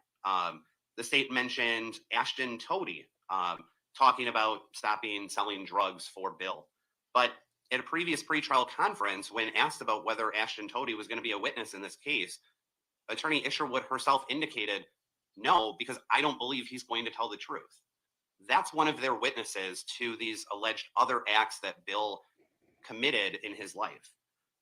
The state referenced three incidences in which he received jail discipline. One incident where he spit in another inmate's cell, another incident where he used foul language and allegedly threatened an inmate, And then the inmate that we saw on the video that does something to Bill, Bill stands up out of his chair, and the other inmate kicks Bill quite clearly on that video screen. Those are 3 incidences. Bill, as of today, has spent 1,013 days in that jail. In close confinement with anybody, you're going to get into disagreements, you're going to get into arguments, you're going to get into confrontations. In the jail, 3 incidences over the span of almost 3 years. And I would look at them as not major incidences. We don't see Bill on video attacking the other inmate. We see the other inmate, in fact, attacking Bill, kicking him. We didn't hear about any incidences of Bill actually engaging in physical disturbances, getting into fights at the jail, being punished for that. We heard disorderly conduct. We didn't hear battery by prisoner. The state also referenced and called Bill a manipulator, and regarding particularly the women in his life. The testimony that came out throughout trial, and according to the statements that Tiffany and April provided to law enforcement, was they all knew this relationship existed, that Bill and Tiffany had a relationship while Bill was married. Everybody knew about it. They didn't try to keep it secret. And April even admitted that she was okay with it. Not one person who knew Bill didn't know about this relationship. Everybody knew about it. They didn't try to hide it. Everybody introduced themselves when they would meet people as April would say, "I am Bill's wife," and Tiffany would say, "I'm Bill's girlfriend." They weren't manipulated into this relationship. In fact, I believe the testimony from Tiffany was she would go back. Oh my god, the Christmas card, the mimeographed or the Christmas letters, y'all, if you grew up in the '90s, you knew your mom got the Christmas card and then a little tri-folded, printout of, like, the family where your mom lied her ever living tits off about what your family did, like, well, Addison's doing well this year. She has herself a boyfriend, and we are expecting our very first grandbaby. Now, she is going to finish her high school degree, and we are just so excited. We are just very excited. It is a shock, but we are just so blessed, and the Lord has just given us our first surprise grandbaby. Things like that, very like, how do we spin the fact that, Cletus Jr. has needed to repeat, the 12th grade for the 8th time, that kind of thing. But just the Christmas card, the where your mom has had the 80th glass of wine trying to get you and your brother and your other brother and like into the same flannel damn shirt so y'all match or the Gap tank top or t-shirt, all together so you can take that one picture because you've all been crying because, she tried to brush your hair too hard and she's just lost her damn shit, and then you all have to smile. And you're like, "I just hate everyone," you know? And then she sends out that picture. That picture for them, I need that Christmas card from them. I need Farrell, I need you to find it. I need their Christmas card. I need their Christmas letter. I need the wife and the separate wife and, uh, sister wife To Bill, pictures not for as the state Christmas tries to portray letters. it today as Bill would bring her back. Physically, Bill would bring her back when Tiffany called and asked for rides to come back to him. The state talks about an incident while Bill was a police officer with an incident with his neighbor, an argument that occurs, and Bill discharging a firearm. State references that the prosecutor couldn't find a special prosecutor, meaning there was no one they could find that would bring criminal charges. And I don't know if that's because no crime was actually committed. But what we do know is he wasn't criminally charged. The domestic incident that the state talks about in 2015, there was no criminal charges as a result of that. The state references the restraining order, the injunction, reads the statement by the petitioner in that case, and that the restraining order was granted. No criminal charges as a result of any of those incidences were made against Bill. So all we have is the evidence that the court saw during this trial, these statements from other people, story after story after story, without any sort of evidence that those incidences actually took place. So I'm asking the court to place very little weight on those stories and consider them just what they are, stories by people for whatever reason didn't like Bill. Regarding the incident itself, I'm not going to go through and rehash all the evidence. I know that the court took extensive notes throughout the trial and knows the evidence that came in. A few points that I think are worth re-noting that we saw in this case. Most particularly, the state has portrayed Bill as somebody who's a manipulator, uncaring, only wants his way. And if the court recalls, we saw a body camera from Officer Rodens at the jail, and it's Officer Rodens informing Bill that Riley has passed away. And we saw Bill's genuine emotional reaction, head buried into his hands, crying, saying, I didn't want any of this to happen. That's the true Bill. When he finds out that somebody he cared about did pass away, he's emotional. That's the first time that he is told that Riley is no longer alive. And he cries because he did care for Riley. We didn't hear any evidence to suggest that he didn't care for Riley. We know that Bill did treat Riley somewhat as a son to him. Bill testified to an incident when he first met Riley was when he bought him shoes, Riley and Jackson shoes, because he knew Riley had a thing about shoes, and bought them at an outlet mall. And when he first met Riley, wanted to come with a gift of shoes because he knew that that was important to Riley. He employed Riley at his tree service because he did care about him. No one in this case testified or provided any sort of statement that suggested when Bill left his house that night that he was intending to take Riley's life. In fact, no one suggested that. April herself testified that when Bill left, all he wanted to do was get his animals back. In fact, the state, during their closing argument, talked about the definition of intent and how intent doesn't need to be brooded upon, thought about for years, months, days, but it can be formed the instant before. So I think even the state understands that Bill wasn't going out there that night with the intent to hunt Riley down. The court knows what Bill's version of that incident is, and we respect that the court follows the jury's verdict in this case. But this is Bill's first criminal conviction. He just turned 47, and he is, in those 47 years, no other prior criminal records. He has, I believe, a disorderly conduct citation. But this is his first involvement being charged with a crime and being convicted of a crime. As I indicated before, he's been now in custody at the Trying Waupaca to be County graceful Jail is or not going to Portage be my County Jail for 1,013 days. In that time, he was instrumental in bringing the jail ministry and Bible study back to the Waupaca County Jail. When he was first arrested on this case and he was housed at the Portage County Jail. There, he met the gentleman who ran the jail ministry and Bible study program. That gentleman is here in court today. When Bill was transported back to Waupaca County Jail, he was surprised to learn that the jail ministry and Bible study program no longer existed at the Waupaca County Jail.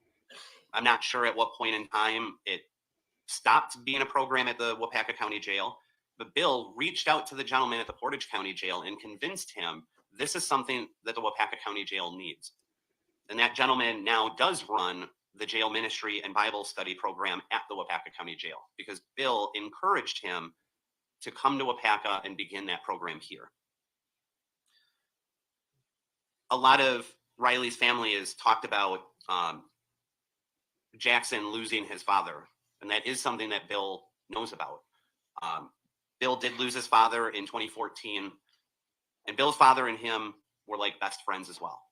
The court saw the pictures that I included in the sentencing memorandum of Bill and his father with animals because, as Bill told the court, his father is the one that really instilled in him the love and appreciation for animals and for nature.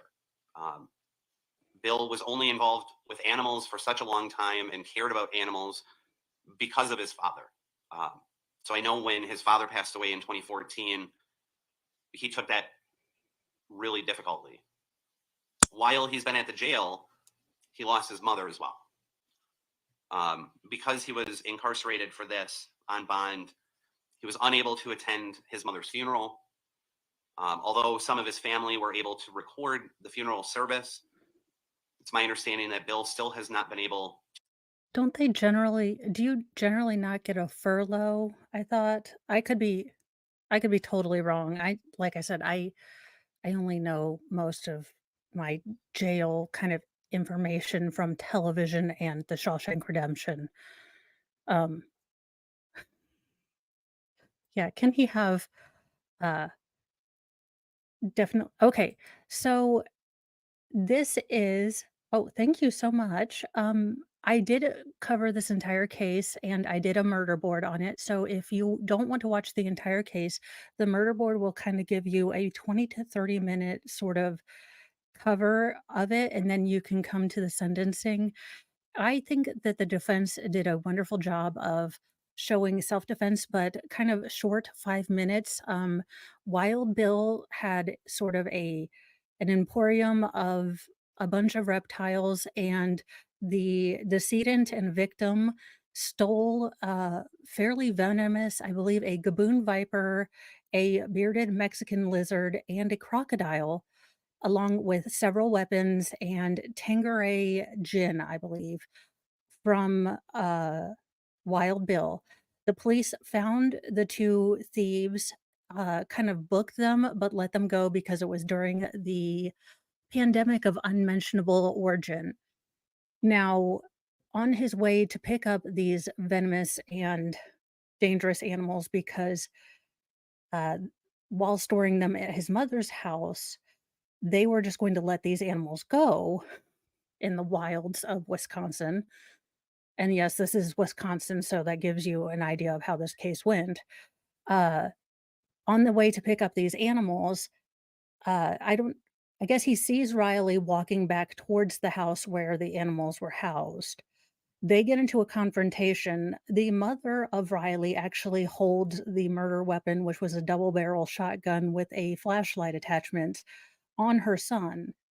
And Riley runs towards both of them, shouting aggressively.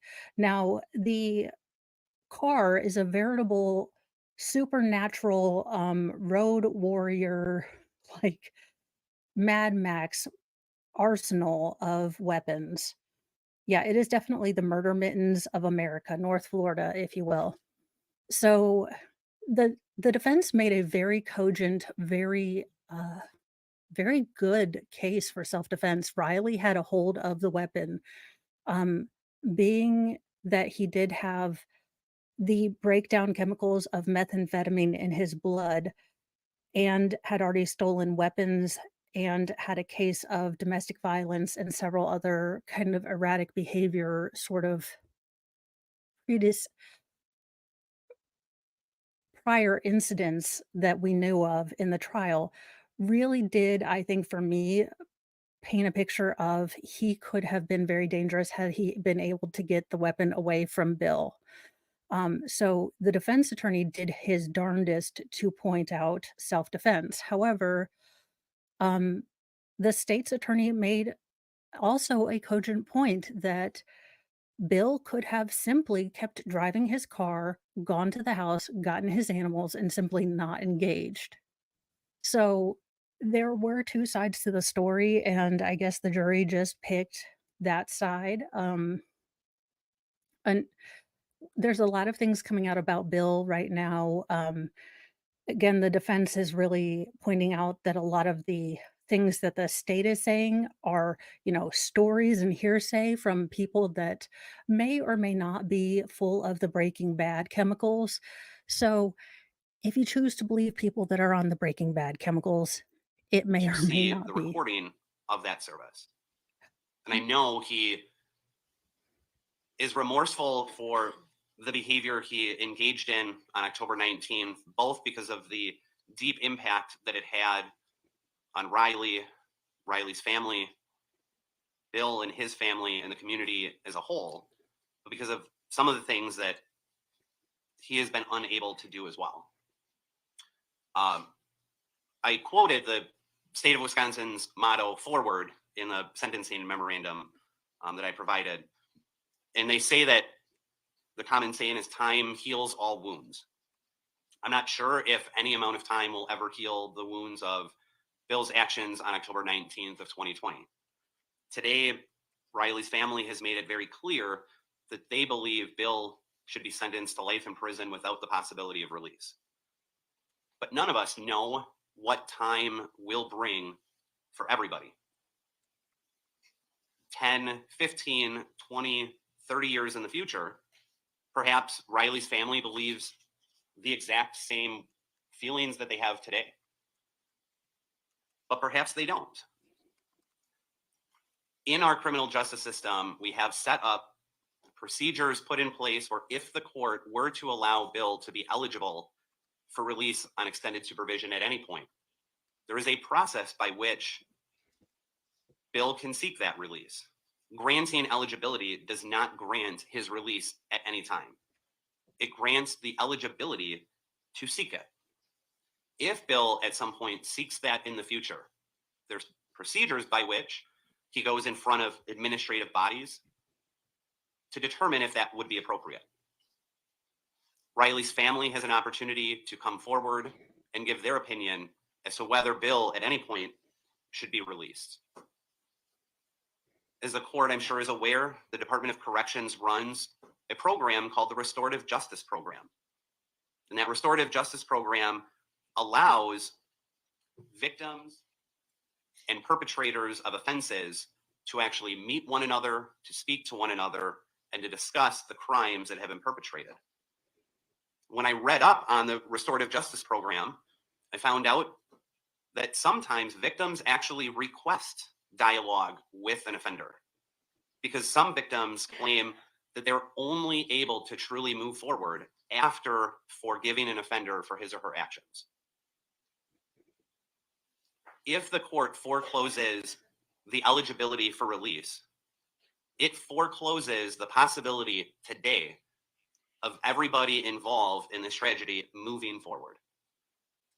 As I indicated before, Riley's family in 15, 20, 30, 40 years may still feel that Bill should never be released from prison.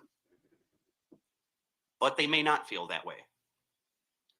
What we're asking the court to do is trust in the procedures that have been put in place if somebody were to be eligible for release, to allow those procedures to be engaged to determine whether at any point Bill is ever released. Again, the court finding Bill to be eligible is not finding Bill will be released at any point, but allows everybody to potentially move forward and allow the victims a voice to be heard in the future and for change to be made. We understand that the court is going to sentence Bill to life in prison. We're asking the court to allow Bill the eligibility for release to extended supervision after 20 years. And depending on what the victims believe in the future, his abilities to do good in prison, maybe one day he will be released. But eligibility, I think, is going to allow for the possibility of moving forward. And denying the eligibility for release today forecloses that even being a possibility in the future. So for those reasons, we are asking that the court allow eligibility for release. And finally, I would acknowledge the state did file a restitution summary. It is my understanding that Bill does stipulate to that amount as well. Thank you. Mr. Zelensky, is there anything you wish to tell the court before I pronounce sentence? Yes, Your Honor. I'd like to thank you.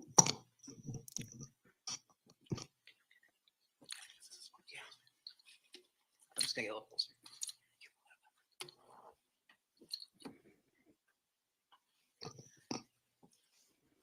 Thank you, Your Honor. First of all, I'd like to say I understand and know Tiffany Rose is not here with us today, but I'm hoping my words make it to her as I offer to her and the entire family and anyone who knows Riley my deepest sympathies and condolences for his loss. I know he was loved by many, including myself. So, as much as I can gather, he has some kidney issues. I don't know if it's moved to the point of dialysis. Uh, it seems like he's retaining a lot of fluid. And when he was waddling around in the prison video, I don't know if fluid fell on his pant leg, or he has an actual catheter bag. Um, but it does look like there's a lot of he does look like he's probably either got some kidney issues. He might be in full blown renal failure or just close to it. But like I said, I am pre med, just like I'm pre law. And my guess is that he's got a lot of issues. If he was, abu- stop being a butthole, Xfinity. Um, but he could have, if he's got, any sort of renal failure, I mean, he could be stable for the most part, but, suffer from balance issues and be a fall risk. That's my guess. And they just don't want to get sued. So he's in the wheelchair just for not sewage issues. Not sewage, but suing. And I wish none of this would have happened. And I wish he was still here with us, just like everyone that spoke today. I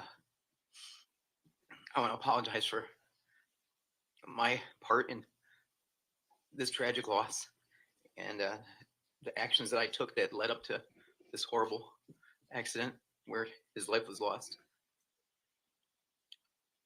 As Mackenzie stated, I did pass along my building blocks my father made.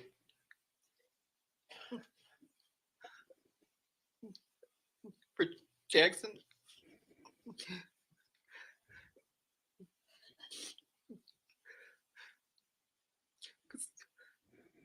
I care very much for Riley and Jackson. And so I understand the pain and the sorrow that everyone feels.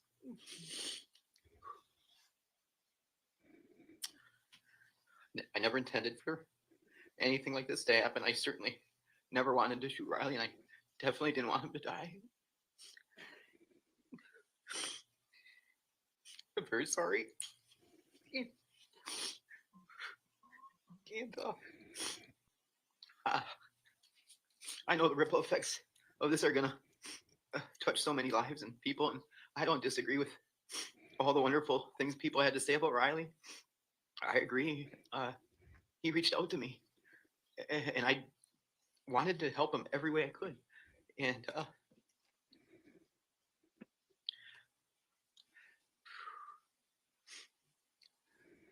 I know that they mentioned Riley, and I know his mother. Both of them had huge hearts, and were always eager to forgive. And he would forgive people when no one else would. And I've learned through my Bible study and becoming as close as possible with God that the only way to true happiness is through Jesus' example to forgive and love our neighbors as ourselves. And Okay, I'm hoping dude. Look, I'm just look, as possibly the world's worst Christian, because I hold a grudge like a good Scottish or fake Scottish person should. Look, Highlander is what is right. We will hold a grudge until there is the last one standing. Um, you are, as the perpetrator, dude, you should not be Daryl Brooksing about forgiveness right now. I'm just I'm just saying. Okay. Look, again, as the world's worst example of a Christian, go to Steve Gosney if you want a good one, okay? Because I'm the one that's like gossip and all the wrath and all that stuff. But it's a bad look when you're asking and talking about forgiveness and holding up your Bible as you're in the orange. It, no, just don't. But that's just me. As this process continues, that we can all focus on that, and that uh, I think if Riley was still here with us 20 years from now, he would enjoy going through the woods with me, having a walk, enjoying God's creation. And we'd Also, dude, damn it, sir, how out of touch. Don't you hate it? It's like, no, what part of asshat do you not understand? forgive each other for everything. And I sure hope the rest of us can do the same. And The fact just that the ask for your family is mercy not and flying out of their seat in please their grant me Daisy the Dukes to possibility and ever the launching possibility to tackle move you, forward, sir. so we can put this pain and sadness and sorrow uh, behind us as much as possible. Yeah. Thank you, Your Honor. Dude, read the room. I know you're in a wheelchair, but at least crank your neck like sideways to the formal tank tops and Daisy Dukes like of yonder and see that this is possibly not the best idea to have this freaking forgiveness kumbaya talk and maybe just say, I am super, super sorry. I'm very serial about that. And leave the Jesus, I'm forgiveness talk to your pastor who's going to, believe it. Oh my God. When I'm the voice of logic here and I'm the most cynical asshole in the group, for the love of all that is choli. Okay, at this time, I need to take up some closed matters, probate matters. So everyone who's listening in on Zoom, I'm going to be putting you all into the waiting room. Everyone who's in the courtroom, I will. Wow, there's a. Okay, let's see here.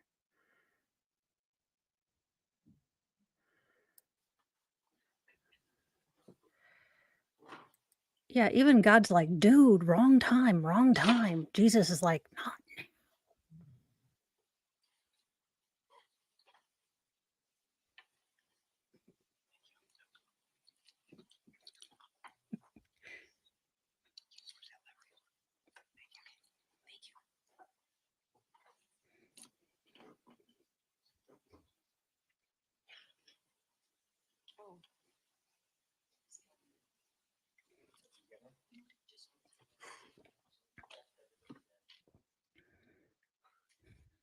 The defense attorney is like, oh my God, what am I going to say after that?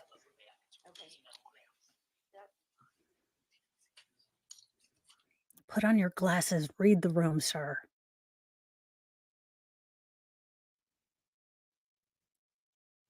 Are we still in probate issues?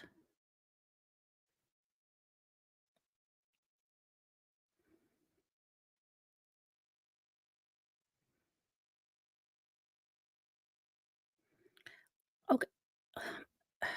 Did the entire we had one family member, or was that a victim's advocate that showed up in a button down and a tie? Did the victim's advocate not explain to them that formal tank tops and Daisy Dukes were possibly not the best idea? Or did he just succumb to the Wisconsin of it all? No, Tiffany was the girlfriend, the wife is April. So, I the shenanigans of it all.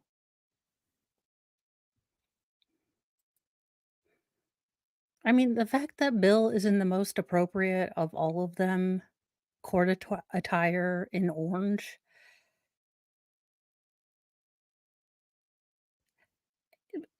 you know, it Clown World 2023. I know the Kiss T-shirt is the pièce de résistance of the entire thing. of State versus William Zelensky.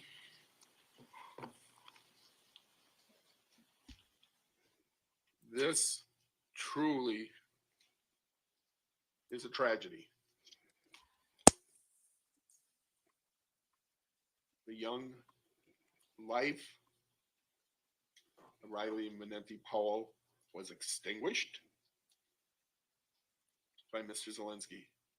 Mr. Zelensky would claim that he considered Riley virtually as a son.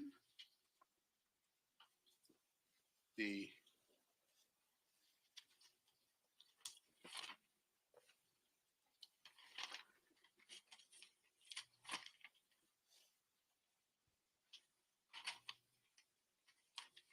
Is the toupee making it unable for you to read? What the hell, dude?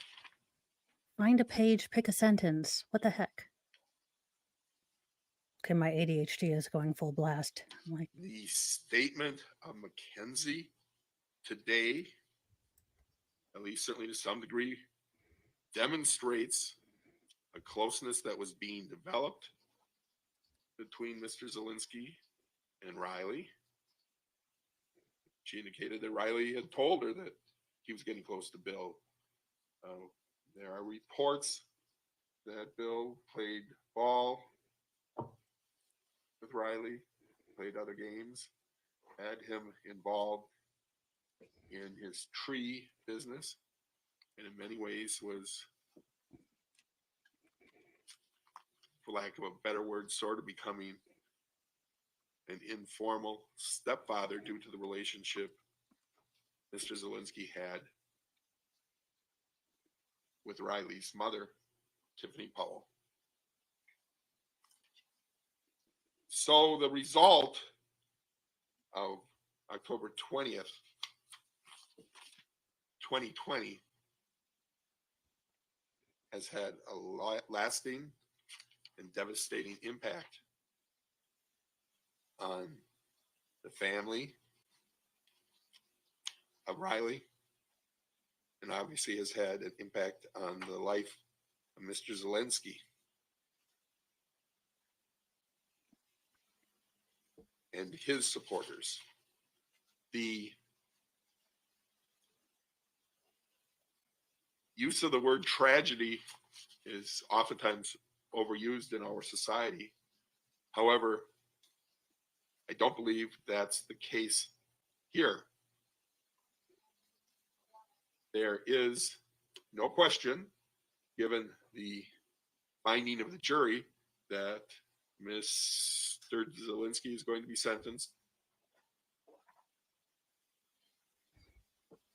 to the state of Wisconsin Department of Corrections for life.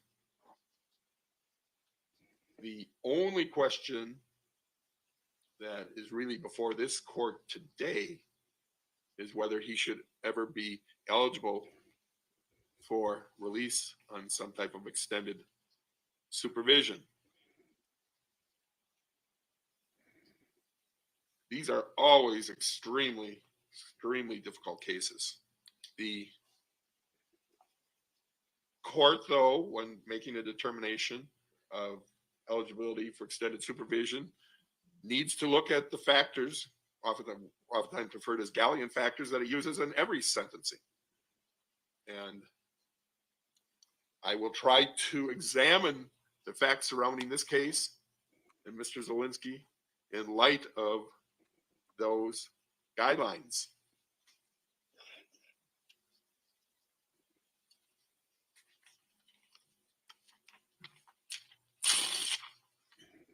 The first of the three major galleon factors is the gravity of the offense.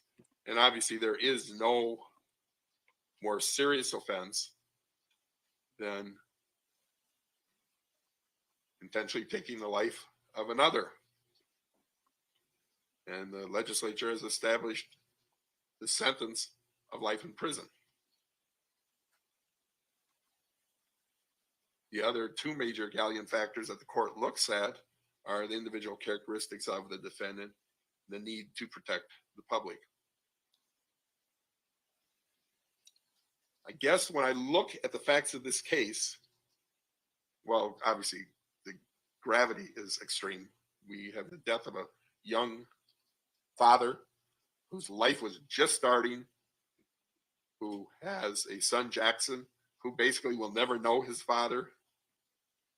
And unfortunately, we tend to know that children who do not have a father figure in their lives have a significant difficulty over time. The impact to the grandmothers was telling by virtue of their statements today. The impact to Mackenzie was telling by her statement today. And particularly what concerns this court is her feeling of some responsibility, because she advised Mr. Zelensky that Riley was involved in the theft of the animals. The family has been devastated.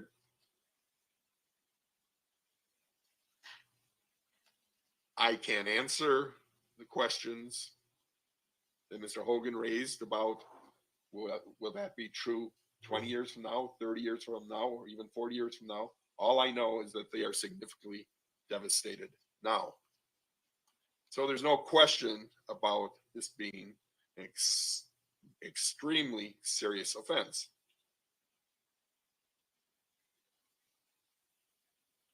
Now, when I weigh this homicide against the spectrum of possible homicides that are out there, ones which may be done for financial gain,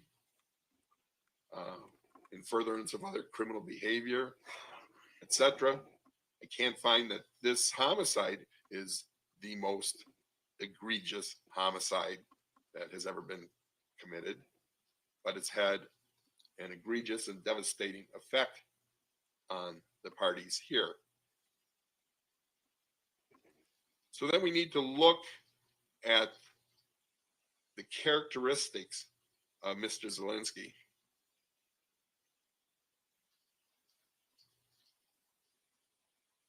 When we look, Ms. Isherwood did try to present evidence of other bad acts, yet Mr. Zelensky has no prior criminal record.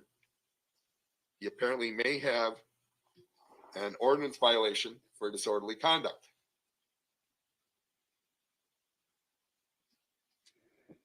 He very probably has some history of undesirable behavior. Ms. Ishwood referenced allegations of behaviors with former employees that would be certainly Y'all, this is at characterized 1.25. undesirable. Yet This man is pure This Colombian court uncut has heard Ambien. What the heck is this? from a number of supporters of Mr. Zelensky that he has a very positive record. One letter I was given today from Mr. Nynum, that's NYMAN. Please don't dock this man. The court has some knowledge of him through his participation in drug court, and Mr. Nyman indicates It was a joke. It was my doctor's office. I was just joking about the disco ball. Maybe not the puppy, but Mr. Mo would probably lose his mind, and he'd much rather the Nancy that Pelosi body pillow. Mr. Zelensky was instrumental in him being successful in the drug court, taking him to NA meetings, etc. That's positive. Mr. Zelensky has apparently a history of being able to help zoos deal with problematic animals and find animals for the zoos. So certainly has had some positive pro-social behaviors. Mr. Zelensky was in law enforcement. Apparently his involvement in law enforcement certainly causes this court some concerns, particularly the allegations with regard to utilization of a firearm in a dispute with a neighbor. That in many ways is indicative of what happened here to some degree. So that certainly causes concern.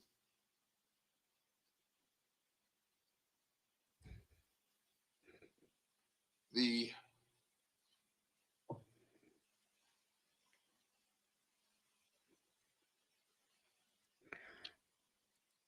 Okay, we're going 1.15. background of Mr. Zelensky shows that he has a Dear Lord, does he talk? college degree from the University of Wisconsin, Stevens Point. He's had training, obviously, in law enforcement. He's sentencing us Quite to frankly, 400 the years. fact that he has trained in law enforcement and became involved in this causes this court more concern. He knows how to deal. His testimony at trial was he knows how to deal with stressful situations. And This is the judge. I'm obviously, going to take him back.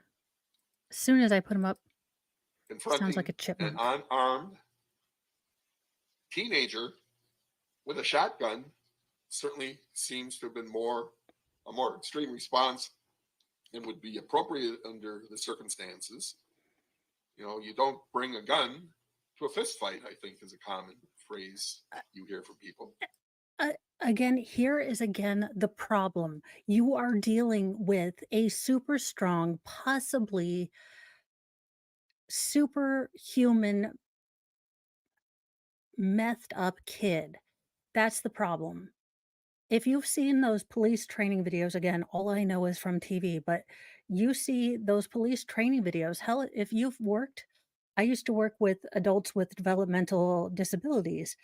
Uh, and there was this little bitty, I mean, comes up to my shoulder, you know, little gal. But when she would get into one of her moods, I mean, I would come home black and blue because, while she was unarmed, I mean, until you would get her into the approved, very easy ways that we could restrain, and could help her get into a safe kind of place until she could calm down. I mean, you were getting the heck beaten out of you, and trying to keep her safe and not get her hurt. I mean, it, people don't realize who was it? I think it's Mike Tyson that says, everyone has a plan until you get punched in the face. It, it's easy to say all of this, kind of academically, like don't bring a knife to a gunfight or, he was just going to like raise hands.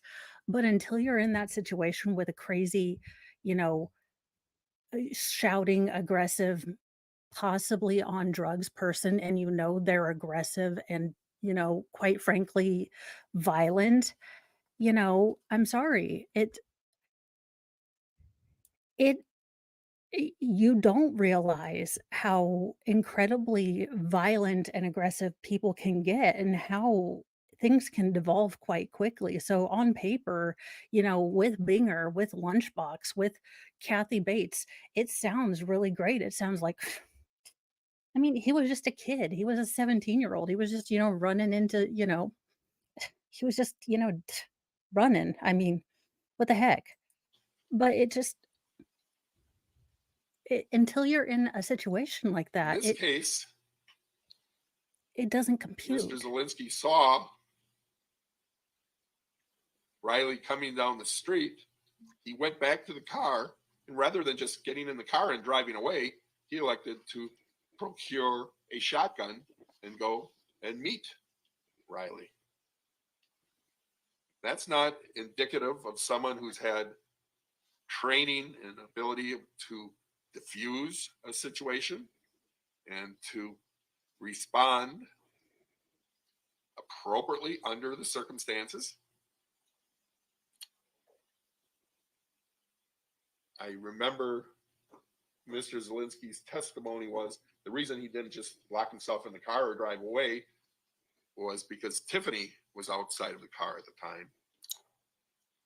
I don't think there's any reasonable or rational reason to believe that Tiffany would have been in any danger from her son to the The extent there son was that any threatened animosity. to kick his mother's ass the couple days before for not letting him inside because she was super afraid of the coof.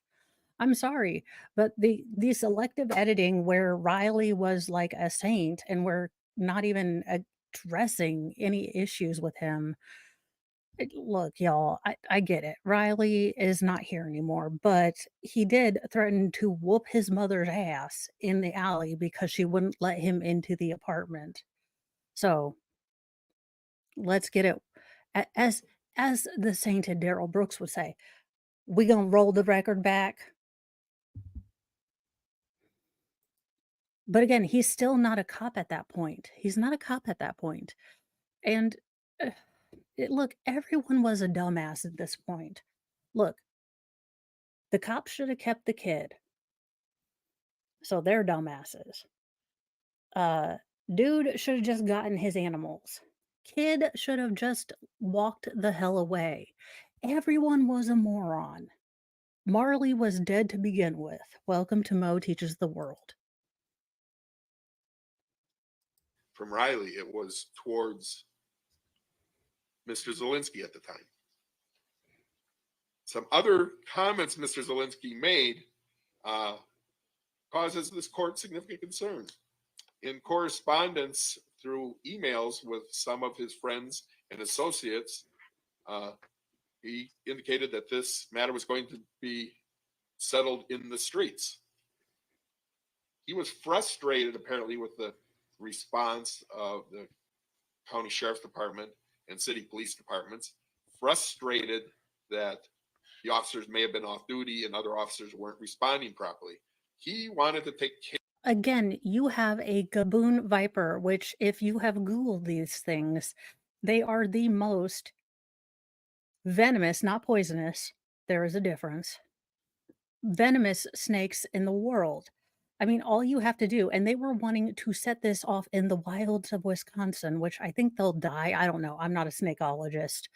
But this, a bearded Mexican lizard, which I think would also die, and a crocodile or alligator, which is how we get these things into the sewers.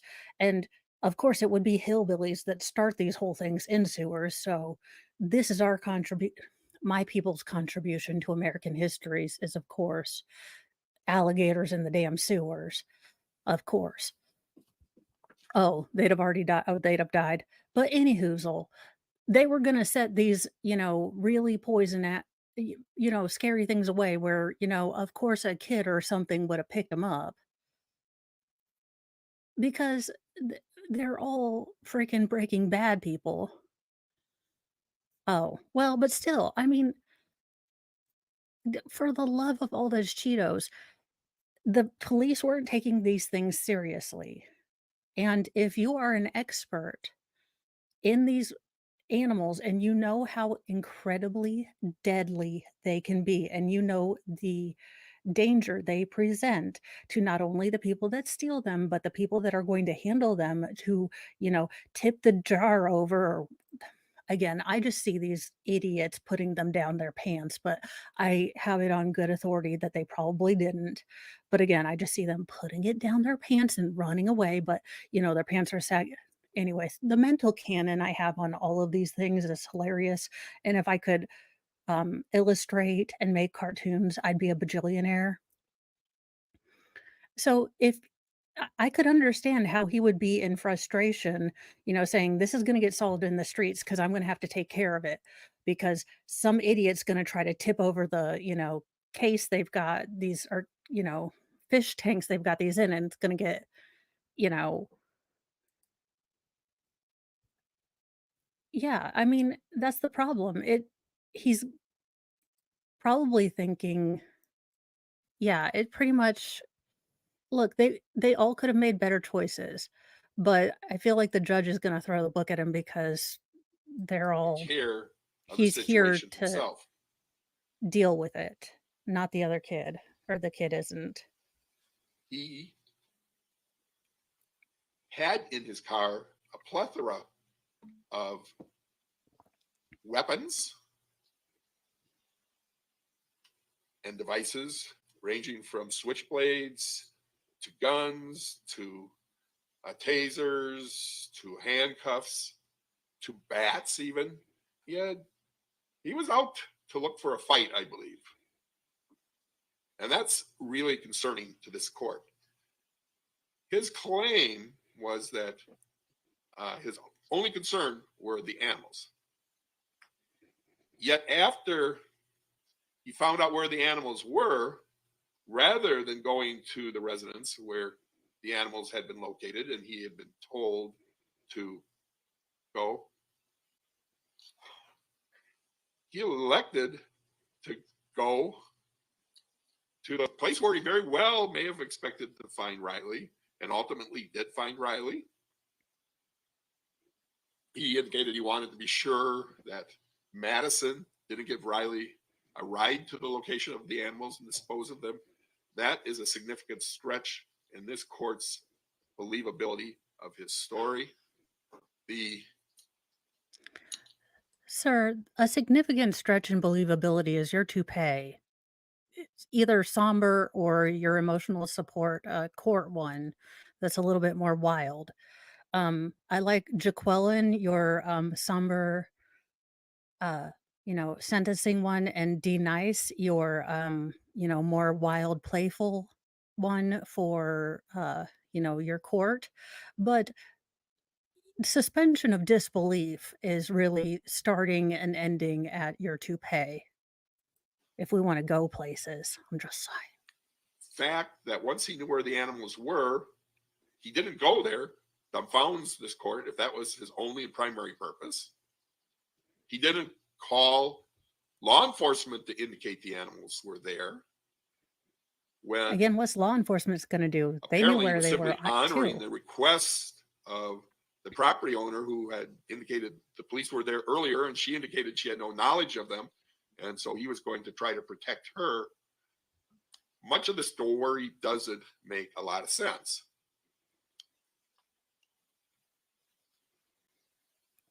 You're dealing with meth heads. So I think his involvement in this case is certainly aggravating.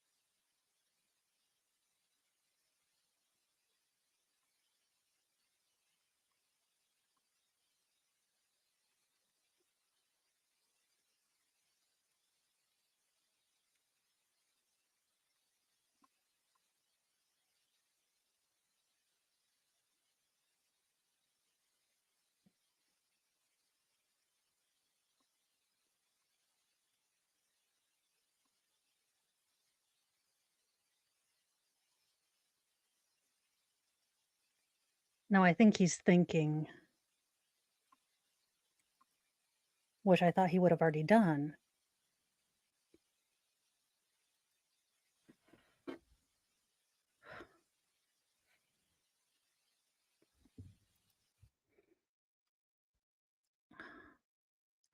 What are we doing here, Judge?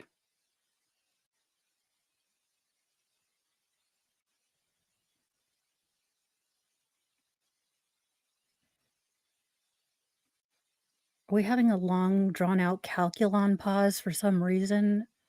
Sure is shattering the shit out of this.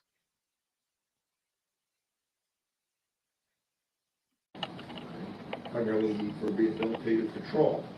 Obviously, he will be confined no matter what I decide today for a lengthy period of time. But I think it is appropriate and necessary because behavior in the jail where he got out of the wheelchair to confront an inmate certainly causes this court some concern. He's quick to anger. He suddenly, with all this alleged serious health problems, was able to get out and go and confront That was a miracle, sir. other inmates. It's of course not so naive as to think that inmates don't scrap among themselves while in the jail. As a general rule, those people confined in the jail are not the most socially cultured and acceptable people and able to control their actions and emotions.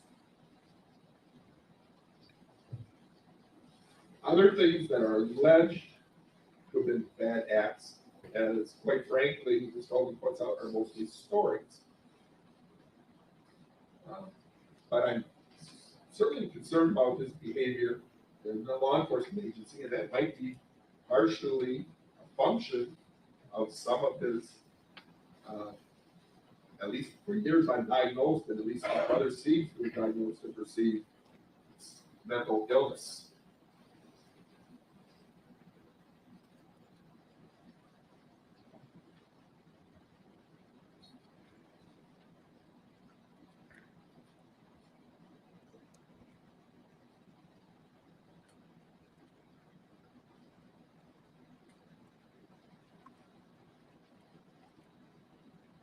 The allegations that Mr. Zelensky was addicted to methamphetamine obviously isn't something I heard before today. The lab results that the court heard based on blood sample taken on the night of the arrest, my recollection, and it was, I looked at them, one was yesterday, showed caffeine and nicotine metabolites. No amphetamine metabolites, no methamphetamine, no ethanol, although I heard testimony they could have potentially been drinking and it could have been expelled. Y'all, I have a hard stop at noon so I can get to the Black Widower. Swear to goodness. I don't need a life sentence too, Judge. I don't know. Obviously, if there's any real support for the belief that Mr. Zelensky has a significant drug issue and was a major drug dealer, that would change this court's attitude of him substantially. But I just don't know whether to believe it or not. I didn't write down all of the names because this issue was rattled. Your judgeship, I thought you had gone back and thought about this. Names. I certainly recognize some of them as a rogues gallery that this court. He is Schrodering this lots up. Of reasons. And that's the ability. Jesus. That's some compelling proof. Is everyone okay with 1.75 speed? Faced homicide herself, charges herself, although wasn't acquitted. Let's see how. So I don't know what weight, if any, to give to those types of activities. The loan sharking, Bratfield Ben I don't know. Shapiro. If that's actually taking place and Mr. Zelensky's threatening to cut off fingers, that would really bother this court. But if I'm really going to make findings based on that, I would have had a witness here today to tell me. His face. I'm sorry. So I'm not putting much weight on I'm a this court. terrible person. So on balance, I'm left with an individual who has had certainly a period of positive involvement in the community, having served as a park warden, a ranger, having advised zoos and individuals with animals. Yeah, we're assisted going in plaid, making y'all. poisonous venom Plaid. for purposes of treating poisonings. Some stories of questionable, undesirable behavior. Yeah, Thierry, I know. He's So, just you know, doing it at things are backwards speed. clearly balanced in this court's mind. Among the things that cause the most concern to this court is first, that Mr. Zelensky is not a young gentleman.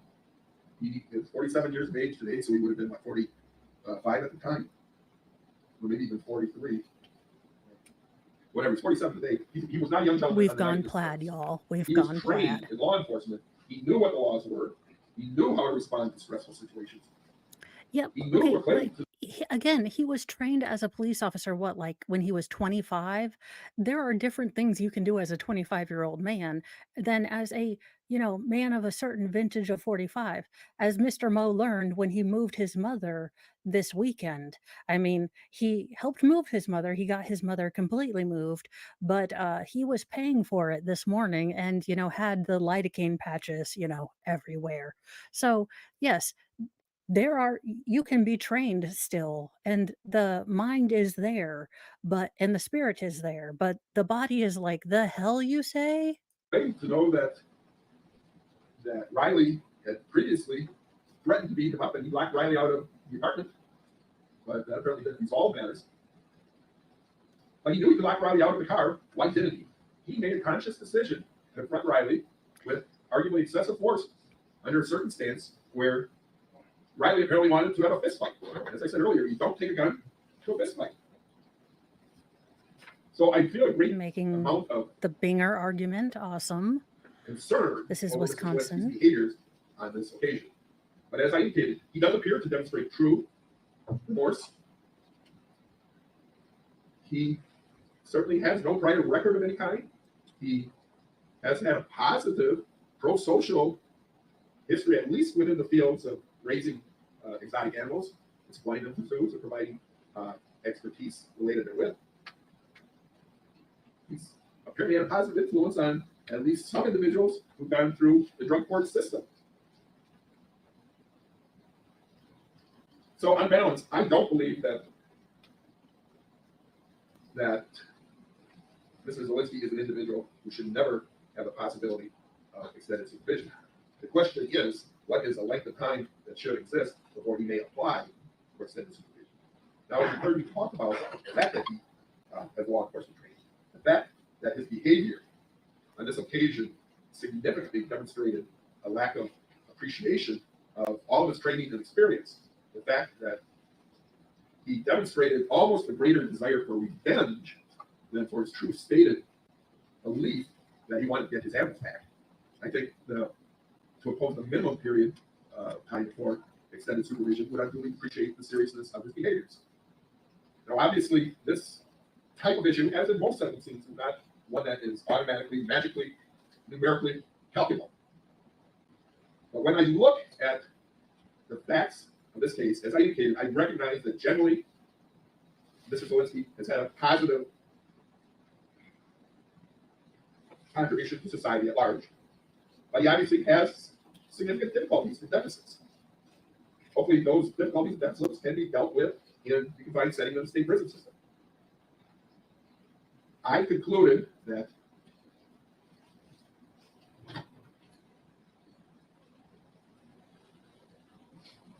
if I make him eligible for an application for extended supervision after 35 years, that will be 2058, he will be 82 years of age. At that point in time, I don't believe, even with his deficits, that he would be constituting much of a danger to society. Obviously, that will be subject to a hearing at that time. So, Mr. Zelensky, I am finding eligible for extended supervision. That will be 35 years from today's date. I'm certainly cognizant of the fact that you have served 1,013 days, as your attorney pointed out already in confinement, but because I'm establishing an application date for extended supervision, I'm not considering that time, except recognizing that it is there and maybe reducing from a higher number to lower 35. I'm not making any finding for custodial credit. You will be provided a form entitled written explanation of a determinate life sentence. You should be aware that I have attached to it the actual state statute so you can review them yourself, but you should be aware of certain things. Your period at which you cannot request extended supervision may be extended, or if you refuse or neglect to perform required or side duties. If your time is extended under this bad time provision, you could be required to serve up to the total length of your sentence in prison, which is life, and the penalties which can be imposed by the Department of Justice. Yeah, he's not. They basically just gave him a life sentence. Subsequent offense. In addition, if you are placed in an adjustment program or controlled segregation status, your term of confinement can be extended by a number of days equal to 50% of the number of days which you spent in adjustment program or controlled segregation status. Finally, while you are in prison, you file a lawsuit which the court finds to be filed for a malicious purpose or solely to harass the party against which it is filed, or if you testify falsely or otherwise knowingly offer false evidence or provide false information to the court in that lawsuit, the court can order that your term of confinement be extended up to the total length of your sentence. Oh, wow. I didn't realize that if you file like a frivolous lawsuit, they can extend your time at which you can get parole. It looks like there's a little bit more blah, blah, blah, blah, blah, blah, blah. So that therein, Mr. Zelensky is probably going to pass away in prison. With his health, I don't see him lasting at all. I don't know that he can appeal this. What I find really greasy is that a lot of hearsay was brought in. I'm glad that the judge did see it for a bunch of stories. If you came in sort of at the tail end of this case, I will tell you, go back if you don't want to watch the entire trial. It was a fairly short trial. I think it was about a week long. Um, it was really entertaining. Like I said, Wild Bill started as someone who, like I said, I would profile at Walmart. I would not go down. He is all the creepy. Uh, Definitely would not go in the same aisle as him because he does look like one that probably has, a basement and someone tied up that has to put the lotion on his skin or else he gets the hose again. But between the threesome, the reptiles, the, timeline shenanigans, it was a pretty good trial. But if you don't have time for all of that, I did do a murder board on it, so I think it's about 30 minutes, and then you can watch that. I do believe that the defense did a wonderful job with their closing, and the timeline demonstrative, the weapon demonstrative with the kind of orange the electrical tape to show where hand placement was. I really do think that they did a great job kind of showing self-defense. And I think that's where I will leave you guys today. Thank you, mods, and thank you, everyone that was here. I'm glad I finally got this done because this has been on my to-do list. I just, getting back into the swing of things with kiddos not here has been a little crazy. So I'm glad I got a time where other people weren't streaming, so I wasn't like bogarting someone else's stream. And I will see you all in a couple minutes to help Baker with the oh gosh, what is it? Swear to goodness. The Black Widower who looks kind of like a grandma with a beard, but he cut his hair, so hopefully they don't have him in white because he's a whole lot, a lighter shade of pale, if you will. So I will be hopping on over there. I will see you there. Have a great day and see you later. Bye, guys.